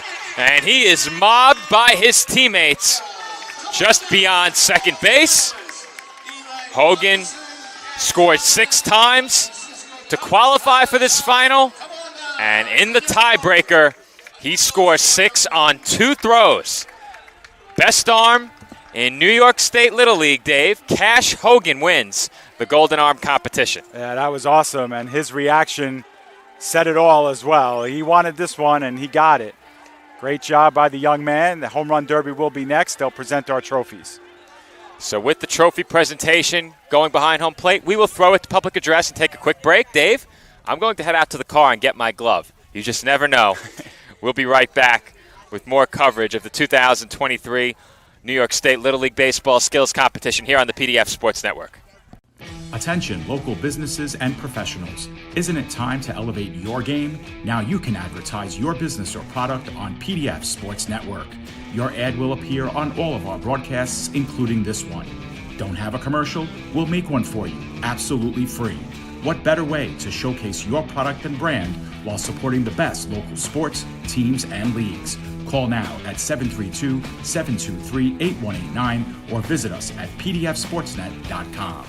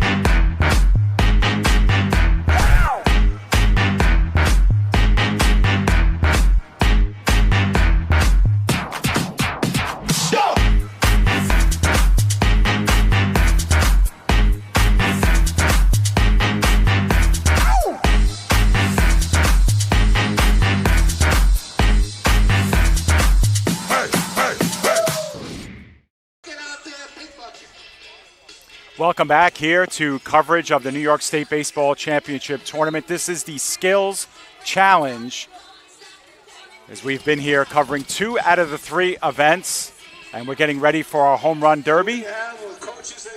David Pizzuto alongside Joe Foreman. Joe just left the area to get his baseball glove for probably double the reasons, maybe to get himself a souvenir and also to protect our equipment. So we will get a sense of who our batters will be, and we'll figure out how this will run. We'll have 3 batters from each team, and each batter will have 5 swings of the bat. They've cleared the entire infield. The batters are allowed to select whoever they want pitching to them. So it could be a teammate, could be one of their coaches. We'll see what they decide on. And Joe is back And Joe, we are back as well, and just went over the rules again for this home run derby. It'll be 3 batters from each team. 3 batters from each team. They'll have 5 hacks at it. They get to select their own pitcher. And then, of course, our top 3 will come back and do it all over again. Nobody is allowed to occupy the infield on these, except, obviously, for the pitcher. Everybody else must exit. And everybody else is basically responsible for shagging balls out there and returning them back to home plate or to the pitcher's, just above the pitcher's mound. Well, Dave, I got to do some base running drills. I'm out of breath. I heard them going through the rules and thought, oh, boy, I better get back to the commentary desk. And I had to run. Now, if you want to get it in the camera, this is my Little League glove. You don't have to get me in the camera. But this glove is probably from the year 2001. Black Magic Series. My hand hasn't grown that much, apparently. I can tell you I can't say the same for my foot. Can't wear the same shoes or cleats. I can still wear the same glove at age 30 that I wore at age 10, and it fits nicely. However, the inside just destroyed by heat. This glove has seen a lot of action over the years, but still my go-to, and I have to say, if I catch one, it might be an all-time moment here on PDF. Absolutely. Absolutely. It would take a home run to dead center. Now, last night we saw a home run to dead center in a fairly similar spot to where our camera is today. However, that ball was hit so far by Vincenzo Lanni that I think it would have went over our heads and perhaps maybe off the scoreboard halfway up or a bit over. It was hit a long way, about 50 to 75 feet out of the stadium. And for purposes of camera, Joe, I'm going to keep the long shot on and, of course, move from right to left in the vicinity of where the ball is struck. It's hard to pick up on the viewfinder where these balls are traveling, so I'm going to be doing it from my naked eye here, trying to find it as much as possible.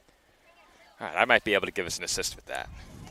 Yeah, I'm actually going to raise our camera so it's in my line of sight. Dave, do you have a second tripod in the bag? Yes, it's our small one. All right. If it can handle my camera, give it to me. All right, let's do it.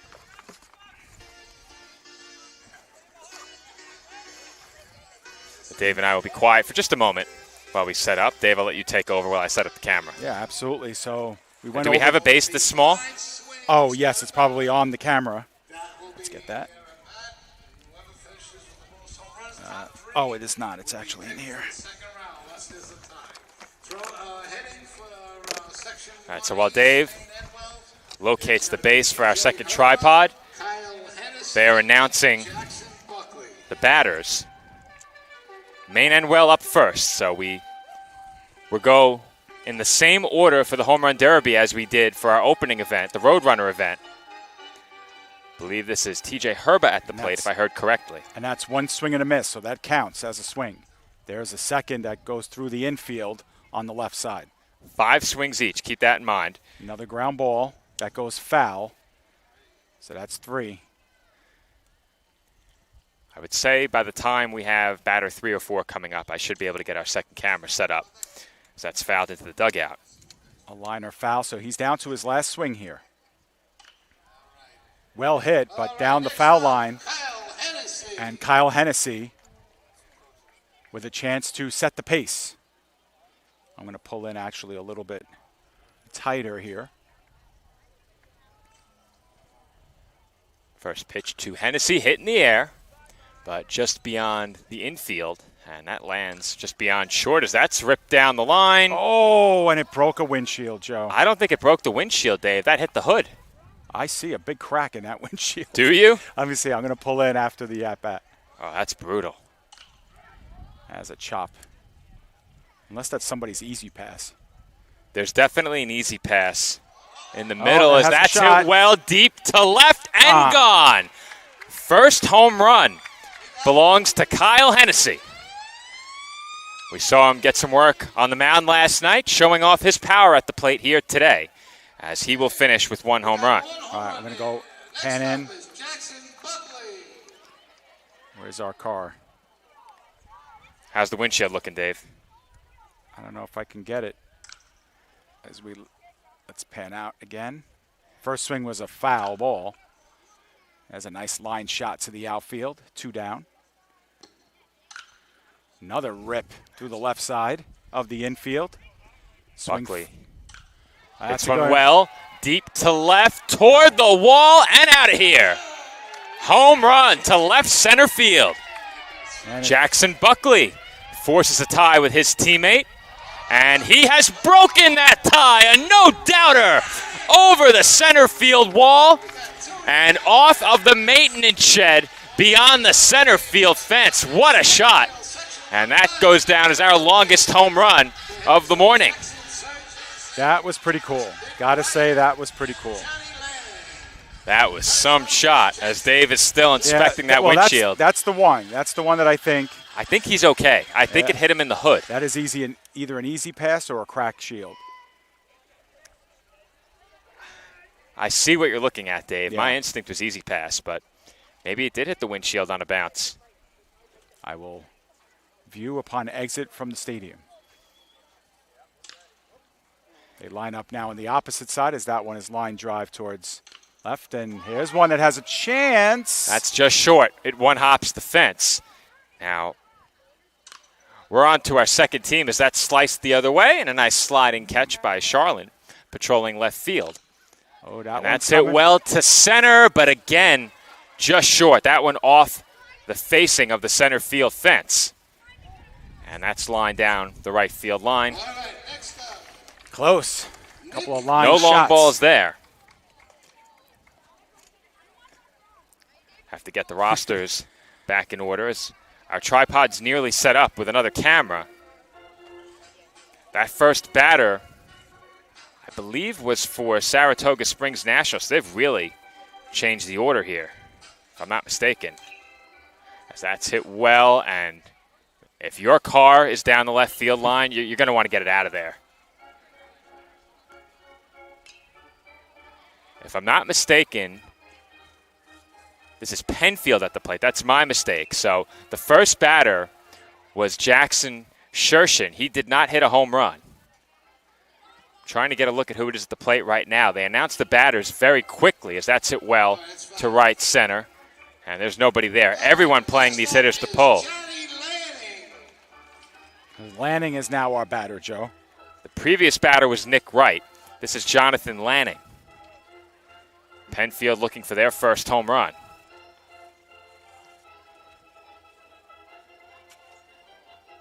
And I think even more importantly, in home run derby, players need to choose their music. Yeah. I know I'd want to, as that's grounded into the outfield. And that's hit well the other way, but that's going to be short as it rolls on to the lip of the grass in front of the warning track. Hard hit line drive, just wide of the screen behind second base. Not mistaken, one more swing for Lanning. And that's line just wide of the screen again.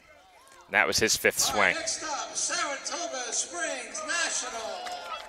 So our leader has 2. Next in line had 1. So 1 to get in to the final, 2 to grab the lead or tie the lead. Jude Miller, first batter.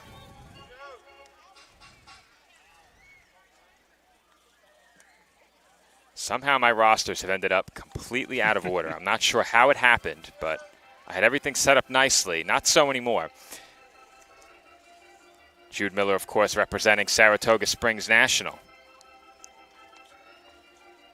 Some warm-up tosses from our pitcher coach. Pitch taken. Yep, no swing that time. No swing again. Important to be patient there. You only get the 5 swings, and that one is golfed into the foul territory by that first was hit base. Pretty well. Yeah, that's a liner. Falls in the grass. Chance for some of the outfielders to flash the leather here. Absolutely. They're all jockeying for that position. Oh, that straight away. That's coming toward us, Dave. It does it's clear. Gone. Just made Home run.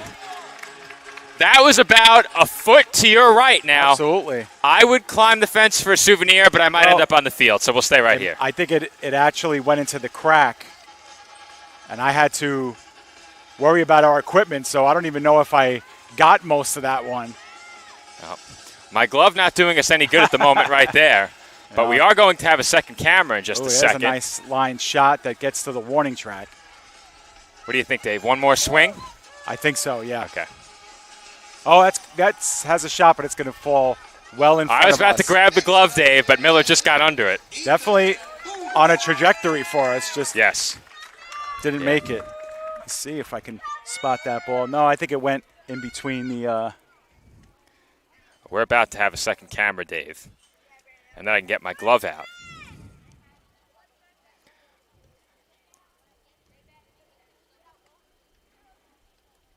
Or not.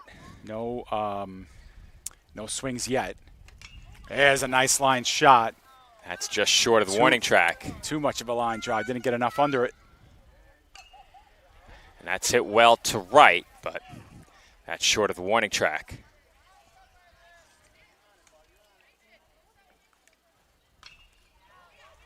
And that's hit well to left, and a nice diving grab out there.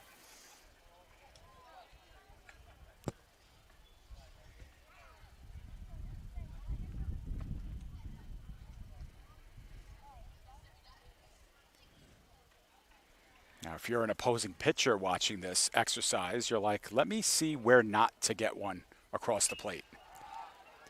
That's hit well down the line, but foul. Well, Dave, it will not pick up our second video adapter, so it's looking like a negative on that second camera right now. Can't get it to work. If you want to take a look, feel free, but not sure how much time we have, as Gavin Spickler will be the next batter. Previously at the plate was Ethan Booth. Tried over there too, no luck. Swing and a miss by Spickler on the first pitch.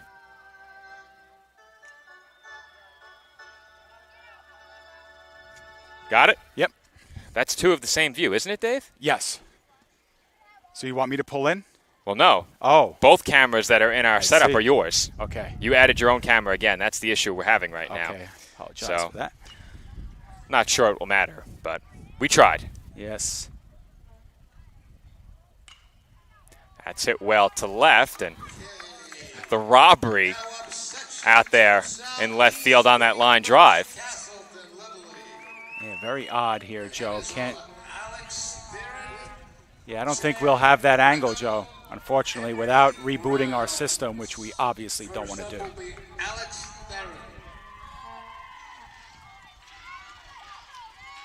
Better luck next time, I guess. So I got to get my glove back on. Looks like EGC is next.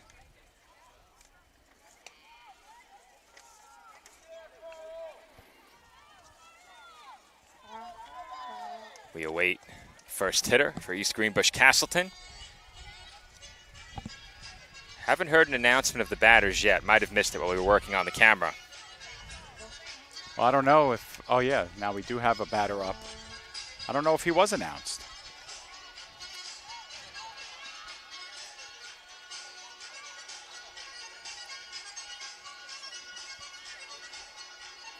Try to get in tight. First pitch taken, second pitch taken. Patience paramount in an event like this. You said before, Dave. I'm going to get my glove back on because we had a very close call on that home run. All right, up is Alex Theron. All right, we have the batter, Alex Therian, announced as he lines one into left. And that is crushed off the netting beyond the left field wall. A no-doubter for Therian. That's his first home run. Oh, and that is hit well, but he got under it.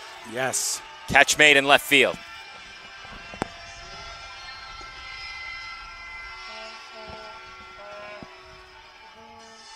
Have to appreciate the home run track for every long ball in this event. I believe that's from the natural, right, Joe? I'm not sure. I've definitely heard it. I think it's from the film The Natural with Robert Redford, one of the all-time baseball classics. Sammy Greco next here. The Vuvuzelas are back, Dave. Yeah, love it. This time behind the left field fence as that's smoked into center field.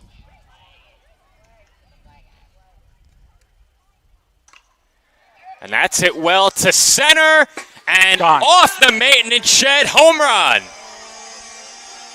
Cosgrove gave it a look. That one just cleared the wall as this one heads towards us and one hops the fence.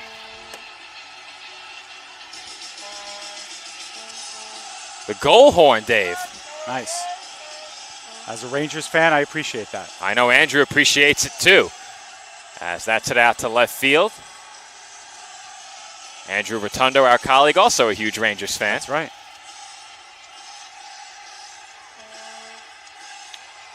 If Andrew's watching, he is not happy right now. He is a Devils fan.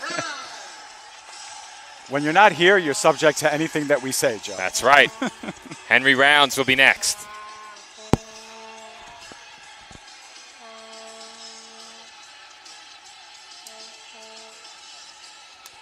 Rounds looks at the first pitch. Goal horn continues. As Rounds takes another one. Perhaps an inspiration for Rounds. As he gets into that one, but it's not going to be long enough. That one off a glove, but that certainly would have landed on the warning track. Not a bad first swing.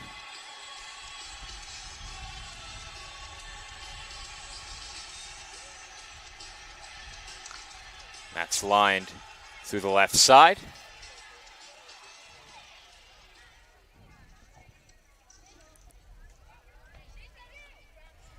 Rounds continuing to exercise patience as that's hit well to center.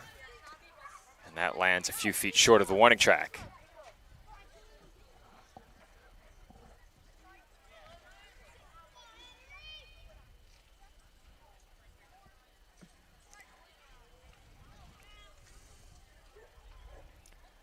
Pitch way low. Round still looking for one to his liking.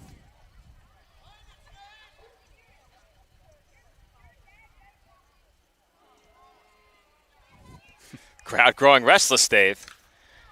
As that's hit well once again to center. Catch made out there. If I'm not mistaken, that's 4 swings now. I think so, yeah. Couple of grounders. Couple of shots. That has a chance, Dave.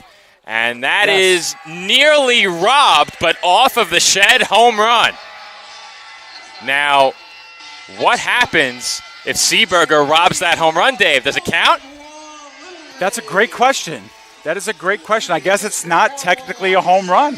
And especially since there's fielders out there who their job is to field these balls. So now, if you pull the robbery on your own teammate, that's not appreciated. Yeah.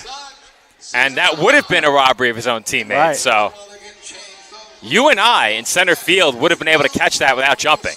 Right. I think both of us probably are taller than that fence, right? Yep. I think so, yeah. How tall are you, 6'2", 6'3"? 6'2", yeah. Yeah, I'm somewhere between 6'1" and 6'2". Yeah, and just to give you kind of an idea, there's the fence there, and then you have an elevation right here in center field. The yellow is about 1.5 feet higher. Probably the one play you and I could have made today, as that one sliced. I would have had to right get there side. first, so the jury's out on that. Well, the outfielders are standing on the warning track, so I think that part is okay. And you know how I know that you and I would be there? Mm-hmm. Look where the shade is. Ah, yes. You and I definitely would be standing and right there. There's some cold drinks in that area, too. So. Oh, wow, yes, there are. Even better. As that's lined into center. Although at this point we are in the shade, being shaded by the scoreboard. So we're actually in a really fortunate spot, similar to that first game that Andrew and I covered here yesterday. This is Sage Caesar at the plate for Cornwall Little League. And he hits one toward us, Dave. And that's off the fence below the yellow line. Just short. Yeah.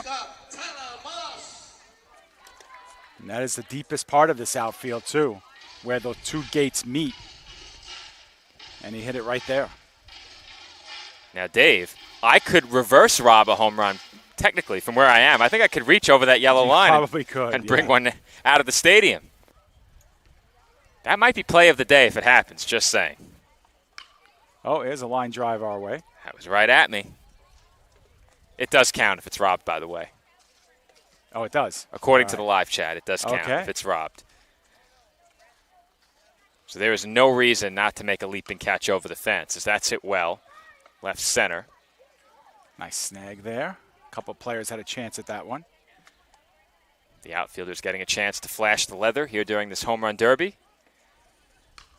As that's hit well the other way, and how rarely do you see opposite field power at this level? You don't see much.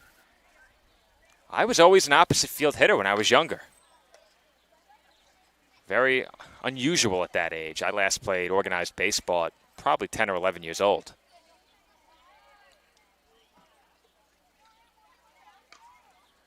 That's sliced foul.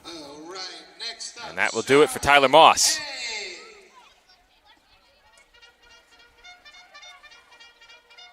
Sterling Hayes will be the next batter, and the outfield a mass shifts. migration of the outfield moving to the left. Our left, that is, and their left. For the first time all weekend, I can say left side, right side, and not have them mixed up. I've been getting that wrong all week, calling games from center field. I don't think I did it once last night. Now, that's what happens when you're in the opposite orientation from where we're used to calling games, which is usually from behind the backstop. I think the most unusual spot we've called a game from, and we'll both agree, is in a press box, behind the end zone, behind the uprights, behind a net at football. As that's hit right at us, Dave, but short. I was ready for the reverse robbery there.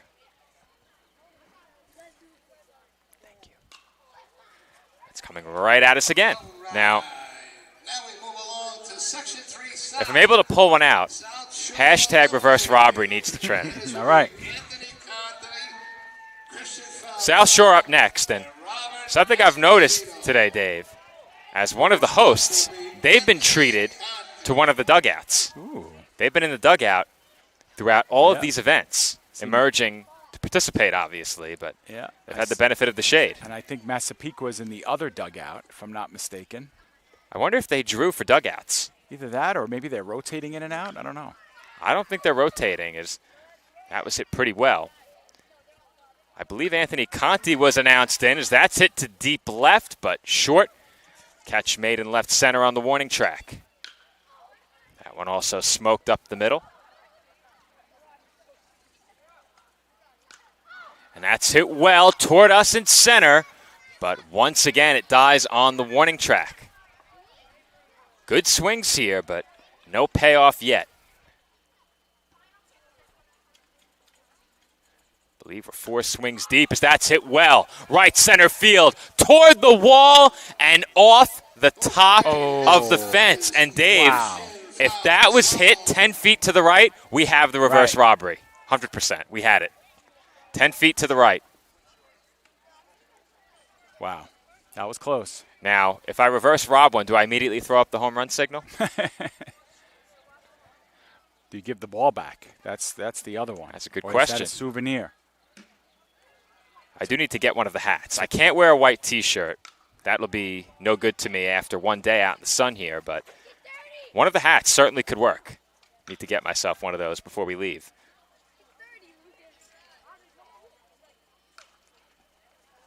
I think that was swing number 4 right there. All of the batters were announced before South Shore got started. That was swing 4. Yeah, we've had our music stop too in our PA, so I wonder if maybe that's out here. Apparently, that was swing 4, unless my count is just that far off. I guess it's gotten pretty quiet here, so I wonder if something is up with the PA system. Oh, I guess not. Robert Esposito next, trying to scramble through the paperwork here. Let's see who it was at the plate. I believe that was Christian Falzone, the last batter for South Shore.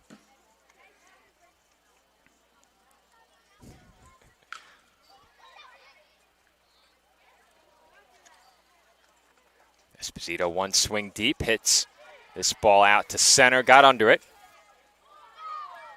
And that's going to draw some groans in center field. We just had another swing and a line drive through the left side. That fly ball was dropped as that's hit well to center and off the shed. Home run. That cleared the wall by about 10 or 15 feet. No, it's too. As that's hit high in the air to left, but again, Esposito got under it.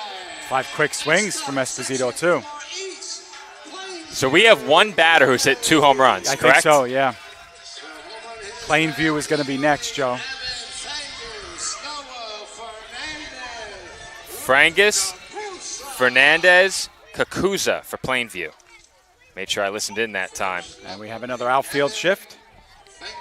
So Frangus, was there not a home run for Frangus last night's game that you covered? Or was that the double that he hit?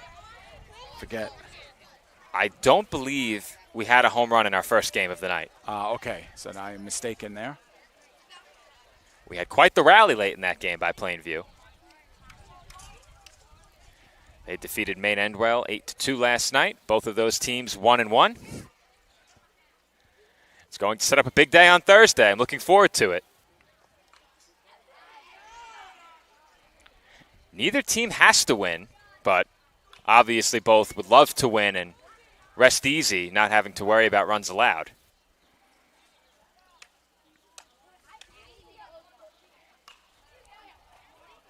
This is the ballpark where the semifinals will take place as well on Friday.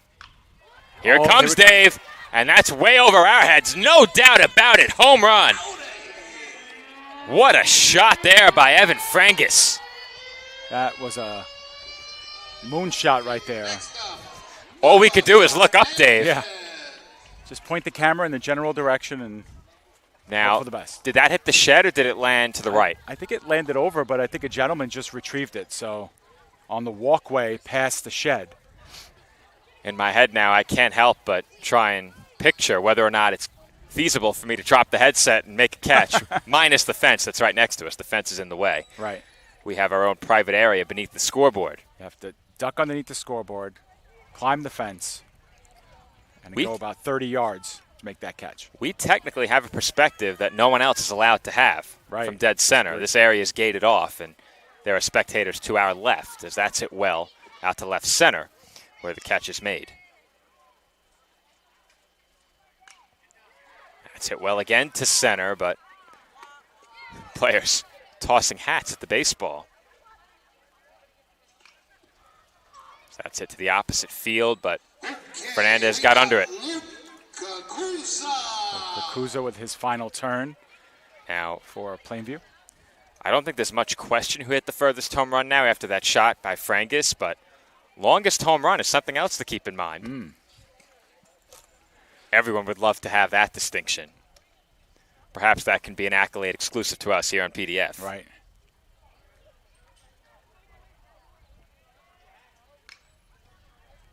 That's hit to left on a line. Believe this is Luke Kakuza at the plate, assuming the hitters have come to bat in the order they were announced before this round started. This is him. And he hits one well out to left. That has a chance, and it's off the top of the fence. There's another shot to left center, but that one dies on the warning track. So far close for Kakuza.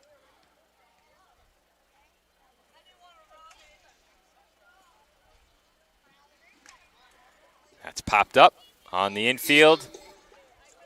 And the catch is made with the hat. Nicely done by Murad Omarzai.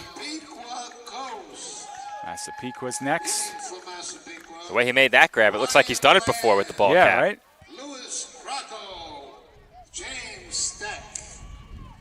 Massapequa Coast up next.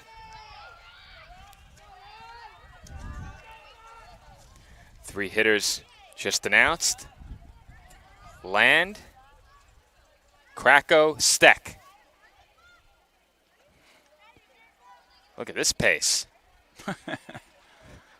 Pitcher's got 3 or 4 balls in his hand when he's releasing. It's one right after the other. Was that upon request?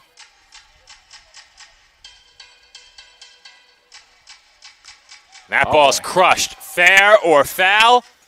Off the fence. Just short. I thought it was more down the line, one. Dave, as that's hit to left again, and that one's short. Talk about pole hitting power. That's hit well, and that is off the shed. Home run. And that's hit well down the line. If it's fair, it's foul ball. Foul ball. Yeah.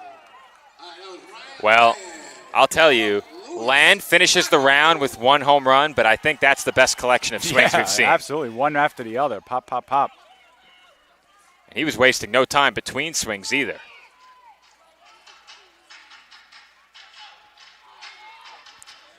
This is Louis Kracko at the plate. And Kracko hits one well to left, but he got under it. And that dives out in left field. And that's again hit well to left. It lands foul.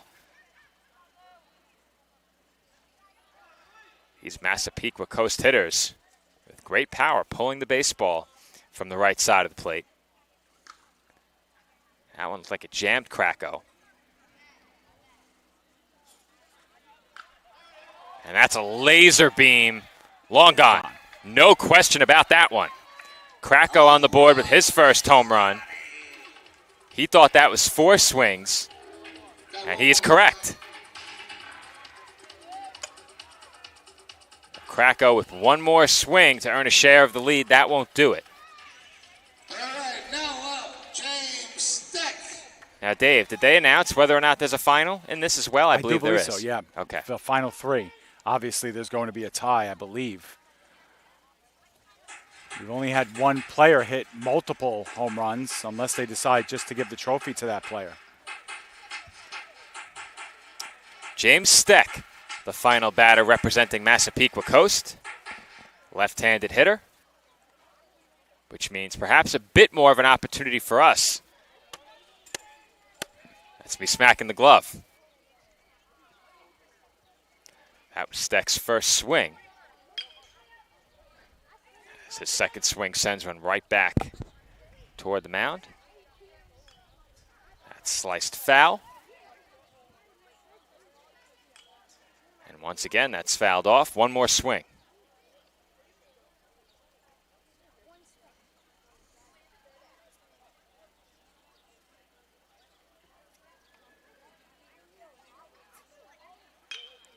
That's hit well to left. Nice sliding catch, but no home runs.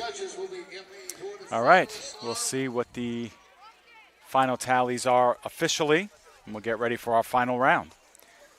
We had one hitter that connected on 2 home runs. At that point, I didn't have my rosters, but we'll try and shuffle through the paperwork. Maine Endwell got it started, and I believe that's where we had our 2 home run performance. So the judges will check out the tallies, and I will go back to our roster now. Was it Kyle Hennessy, Dave? Not sure, Joe. Okay. Yeah, that name sounds familiar. I know he hit one. Yeah. I don't know if he hit 2. But the judges will sort that out. And once the information is passed along, public address, we will pass it along to everyone watching at home. And now a good time to thank everyone who is tuned in all week long. We began the week with about 500 subscribers. We are quickly approaching 1,000 here on the PDF Sports Network. I know day one had about 15,000 views during the first 12 hours or so following the games. That number has risen. We had, I believe, about 6,000 as of this morning on last night's 2 games. Your games as well garnered many views, Dave, but I got a chance to check out the viewership counts on the 2 games I covered last night, and those numbers continue to rise and surely will rise as the week goes on. So thank you to everyone who has liked, subscribed, and passed along their kind words and thank yous here at the venues. And continue to stay with us. Yep. We are not even at the halfway point yet, Dave. We still have 3 more days of coverage following today's action. Right, and it would be remiss if we didn't thank the many sponsors that sponsor this tournament. You've seen their commercials multiple times. Island Entertainment, the Hilton Garden Inn, East Coast Trophies and Awards, and of course some that we just added today, the Staten Island Ferry Hawks, SV Sports, Picture This, another big sponsor, and the Staten Island Advance, of course, that's also here and it's been covering every single day. And, without their support, this tournament is impossible for Staten Island to host because, as you know, it's always free admission here for Little League, so it's not a gate that's collected or anything like that. It's through the sponsors that we get to put this on, and of course, we thank them all for allowing us this opportunity and for making sure we can distribute it to so many people who are watching at home because, it is a work week, Joe, for a lot of the people tuning in. And so, this broadcast gives them a chance to kind of participate without being here. So we're happy to do it. And, of course, the entities that are in control here are happy to bring it into your homes or into your work computer or laptop or cell phone, wherever you're joining us today. But it doesn't happen without the advertising. And, of course, if you are interested in advertising for PDF Sports Network, 732-723-8189 is our number. You can visit us at pdfsportsnet.com or pdfsportsnet@gmail.com. And, advertising on our station for an entire year, Joe, costs as little as $250 for the year. And it allows us to showcase these athletes. And we cover some semi-professional players as well. We cover youth hockey for about 4 or 5 months out of the year for college developmental teams and so on. And we're looking, of course, to bring you so much more. So we're very thankful, and we want to utilize this time to make sure we say a thank you to everybody who's made this possible. No question about that, and we have plenty of events on the upcoming schedule. And the first organization we ever covered here on PDF, the Elite Football Alliance, will kick off their season in just a couple of weeks, 2 weeks from Saturday. And we will have EFA coverage, we think, every week of the season from that point through the end of their season in November. And then, of course, Rockets Hockey Club, the hockey that you mentioned, that gets underway in September. They have plenty of games, and in terms of advertising, plenty of options if you do choose to advertise with us. So be sure to check out those links Dave mentioned before. And taking a look around the venue here, one sponsor that's been present all week long, Dave & Buster's. Right. I am a record holder at the basketball shootout game at Dave & Buster's. I believe the location is somewhere in New Jersey, right over the bridge, near Woodbridge, not far from Woodbridge, if I'm not mistaken. So I am, or at least was, a record holder on that game for some time. And I broke that record the first time I ever visited a Dave & Buster's location. Had a great time, and we had a lot of Kung Fu Panda jokes that came from that. They had a Kung Fu Panda karate game in there as well, and we spent a lot of time over there, more than I'd like to admit. But it was a good time at Dave & Buster's, and I'm sure many of these athletes here at Great Kills today and at South Shore throughout the week are frequent customers of Dave & Buster's as well. We thank them for their sponsorship, as well as many more sponsors that we'll name throughout the week. And we're still waiting for the announcement of our finalists, Dave. Well, the chat has spoken, and it was Jackson Buckley who had the 2 home runs. Okay. So thank you, Susan, for that bit of information. We are not connected to the public address table down there, so we get the information as we hear it, and, of course, try and relay it as much as possible. If we also missed any advertisers who might be tuning in, let us know as well. Those messages won't be as friendly. Right. Though, to be fair, our point of contact is the individual who passes us all of the advertising information. Commercials, the names of sponsors, any logos or messages, those all come from our points of contact with the client. So. Right. We're happy to get them up on there. So you can reach out to us directly or reach out to the individual responsible. I won't name names, but make sure they pass us along the sponsorship information, and we'll get that. So, all right, so here is how it works. Buckley had the 2, but there were 9 others who had 1. All right, they are, in this order, pay attention. Kyle Hennessy. Rob Esposito. Evan Frangus. Ryan Land. Louis Crocco. Alex Kieran, East Greenbush. Alex Terrian. East Greenbush. Didn't catch that last one, Joe. And Greenbush. Greco. Jude Miller. So there's one name I missed, Joe, from the public address. Okay. And I think they get 3 pitches. 3 pitches, if I'm 3 swings, not pitches. All right. All right, so this time only 3 hacks. And we'll see if they'll let us know who's first up here. Could be Buckley, who was the leader. I would think the leader should hit last. I would agree with that. So I doubt Buckley is first. Now, it does look like a Maine Enwell batter is leading things off here. All right. Yep. Hennessy will be our first. Okay, so Hennessy bats first.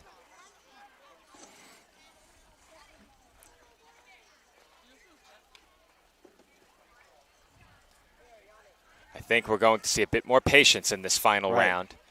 Swings at a premium, only 3 now. That one's popped foul.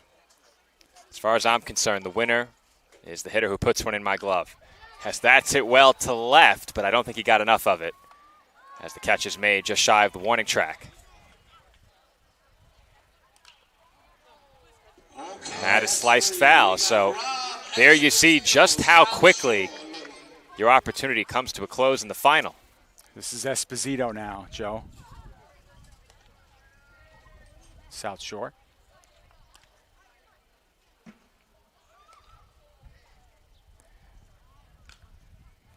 The name you missed over public address, Dave, Henry Rounds, EGC. Ah, okay. Thank you, Roy. Much easier to monitor the chat during these skills competition events than it is during a game. Yes.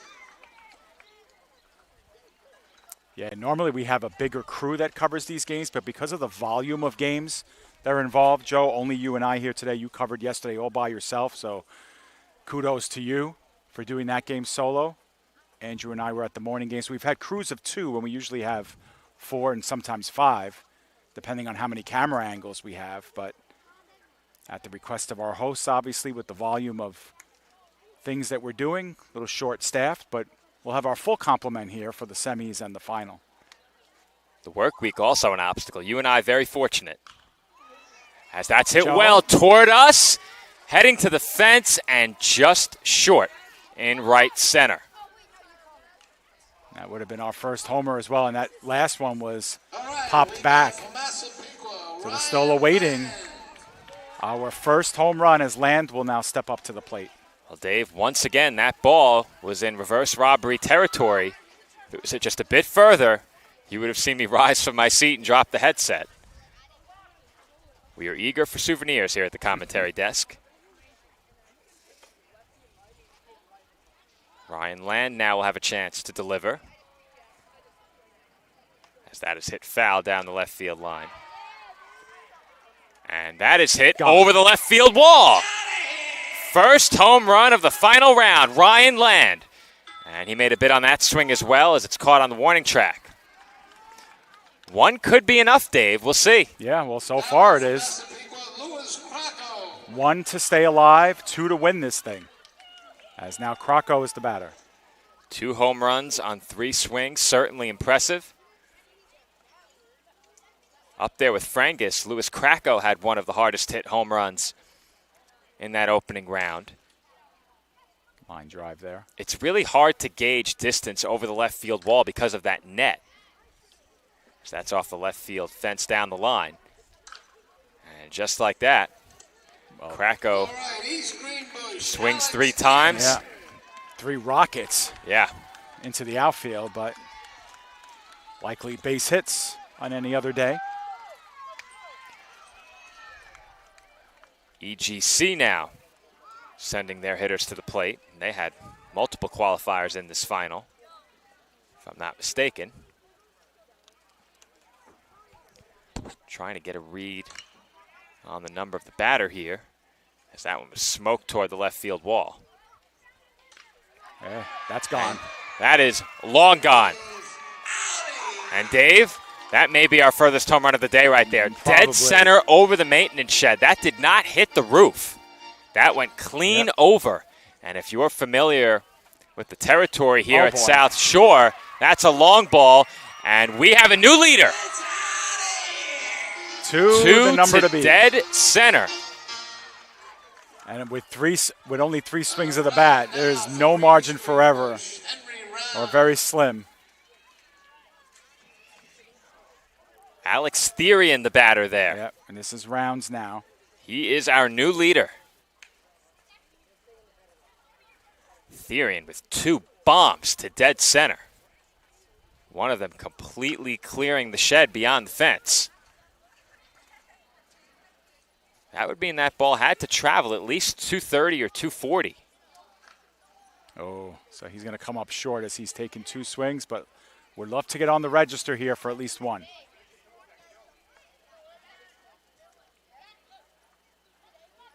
Is this our final batter, Dave? Well, we have our leader. Right. We have 2 batters from Maine Endwell, actually, if I'm not mistaken. So there's 1 team left to hit, 2 batters. That's hitting the air to left center. Okay, next up. EGC had 3 qualifiers. We got Sam Greco. Should have kept my tally as I did during the other events. Yeah. Well, this is Greco now. That's a good point, Dave. Did they weigh out the bats before this, the aluminum bats?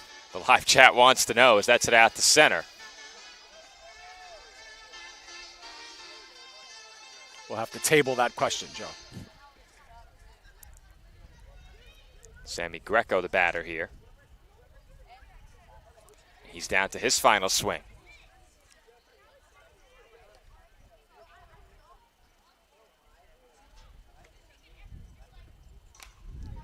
That's hit right at us, Dave, but about 20 feet short. So Miller is now the batter from Saratoga. I think Saratoga was just relocated to Sarasota public address. Oh, right.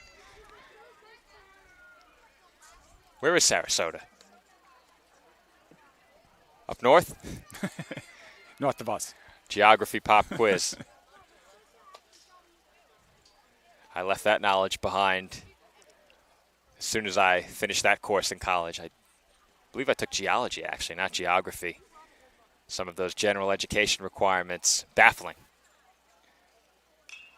As that's hitting the air out to right.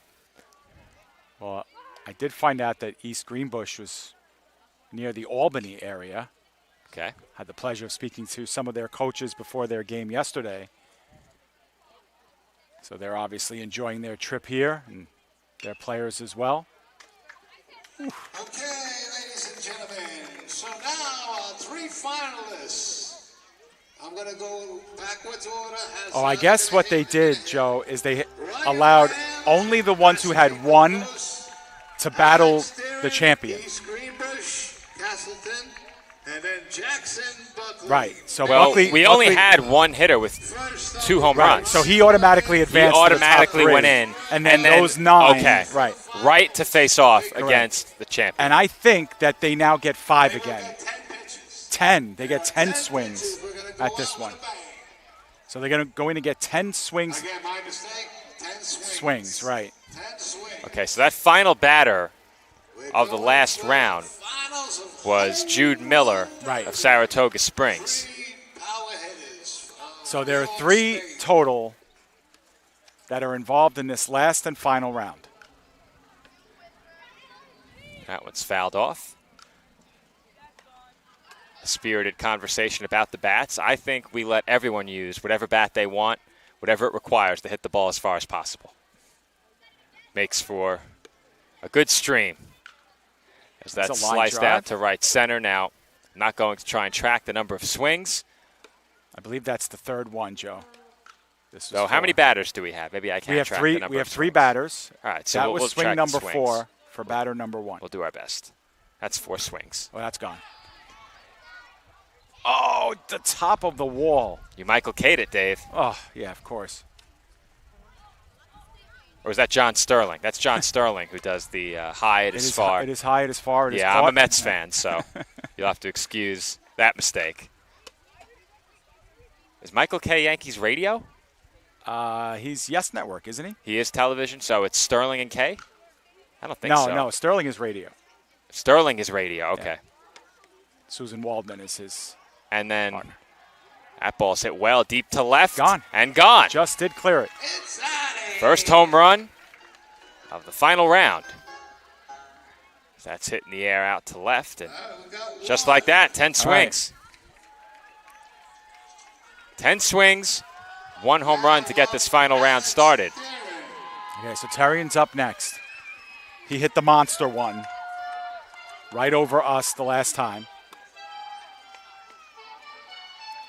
So Ryan Land earns his spot in the finals during the previous round. Homers once here in the finals as that is crushed to left field and gone off the shed. Alex Therian does it again. 1 for 1, could be 2 for 2. Off the top of the fence and back in, they give it to him. Yep. 2 for 2. Now, that's going to be an entertaining discussion for those watching as that's hit out to center. Gone. 3 swings, 3 home runs. As that's hit down the line, off the wall. This kid's a tank, say the spectators. I think they're right. 3 for 4, still not bad. Oh, without a doubt. 3 is going to be a tough number to overtake anyway. That's smoked out to left field. 5 swings deep for Therian. And he gets under one. Did he get enough of it? I think he did. And that ball is gone. 4 home runs for Therian. 4 for 6.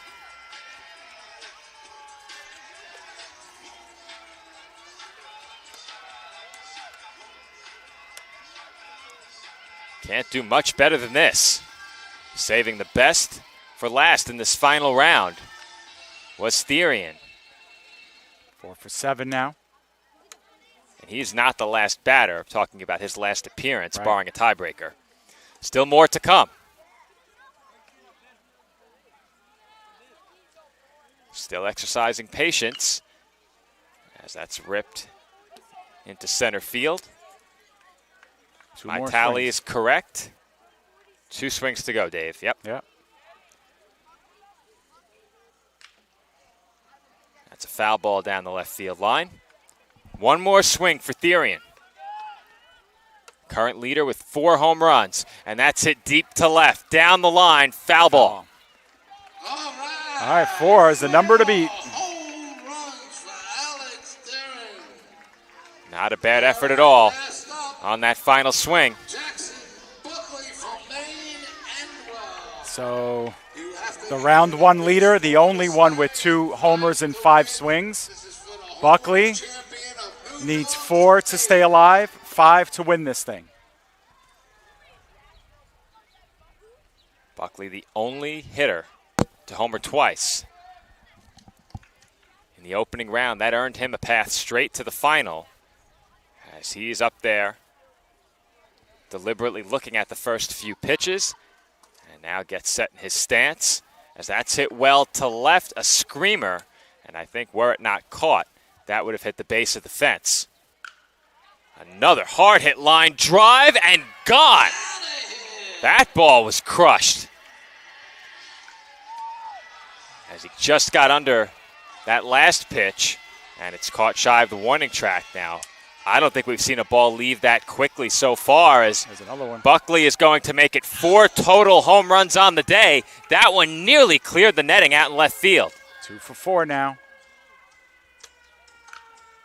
Not in a bad position. Now 2 for 5. Home run on his next swing would be huge. And that's another line drive over the left center field wall. Home run. Off the glove of one of the fans out there as well. 3 for 6. All right, it's 3 for 6, not 5. And there's home run number 4. He is tied for the lead. So 3 more cuts to hit a home run. Gone. He's got it. And we have a New York State Little League home run champion. After an opening round 2 home run performance, Buckley homers 5 times here in this final round, and he overtakes Alex Therian to win the home run derby. What a final round, Dave. Yeah, both of them, just one after another, but I'll tell you what, Buckley's line drive home runs, just amazing. Thing of beauty. And he drilled that baseball over the wall more than once. Those were screamers that left, and 2 of them barely cleared the fence. One of them just scraped over the top of the wall, as did another. However, he left no doubt about that last home run. That ball cleared the fence by a wide margin. We saw one nearly clear the netting and left. Not only did we see 9 home runs between our top 2 finishers in the final round, 10 home runs total. Some of those balls were hit a long way. Yeah, just amazing. Just a thing of beauty to see from these 12-year-olds. And I'll tell you what, bright futures ahead as far as the power hitting column. And if you were a pitcher, I think I said this before, but if you're a pitcher watching this, you're like, now you know who not to throw to, and of course to have to throw around. That's amazing, amazing shots. And I think it makes it even that much more impressive how good the pitching has been for much of the week. If I'm not mistaken, I believe there were 26 runs scored in 3 innings of action this week, and you toss those 3 innings aside, and very stark contrast in terms of offense, but a great display of power by our Little Leaguers here today in this home run derby. Certainly an entertaining show, and immediately after that event came to an end, all of the spectators gathered alongside us here in the outfield, bolted for the concourse, now sitting in the shade.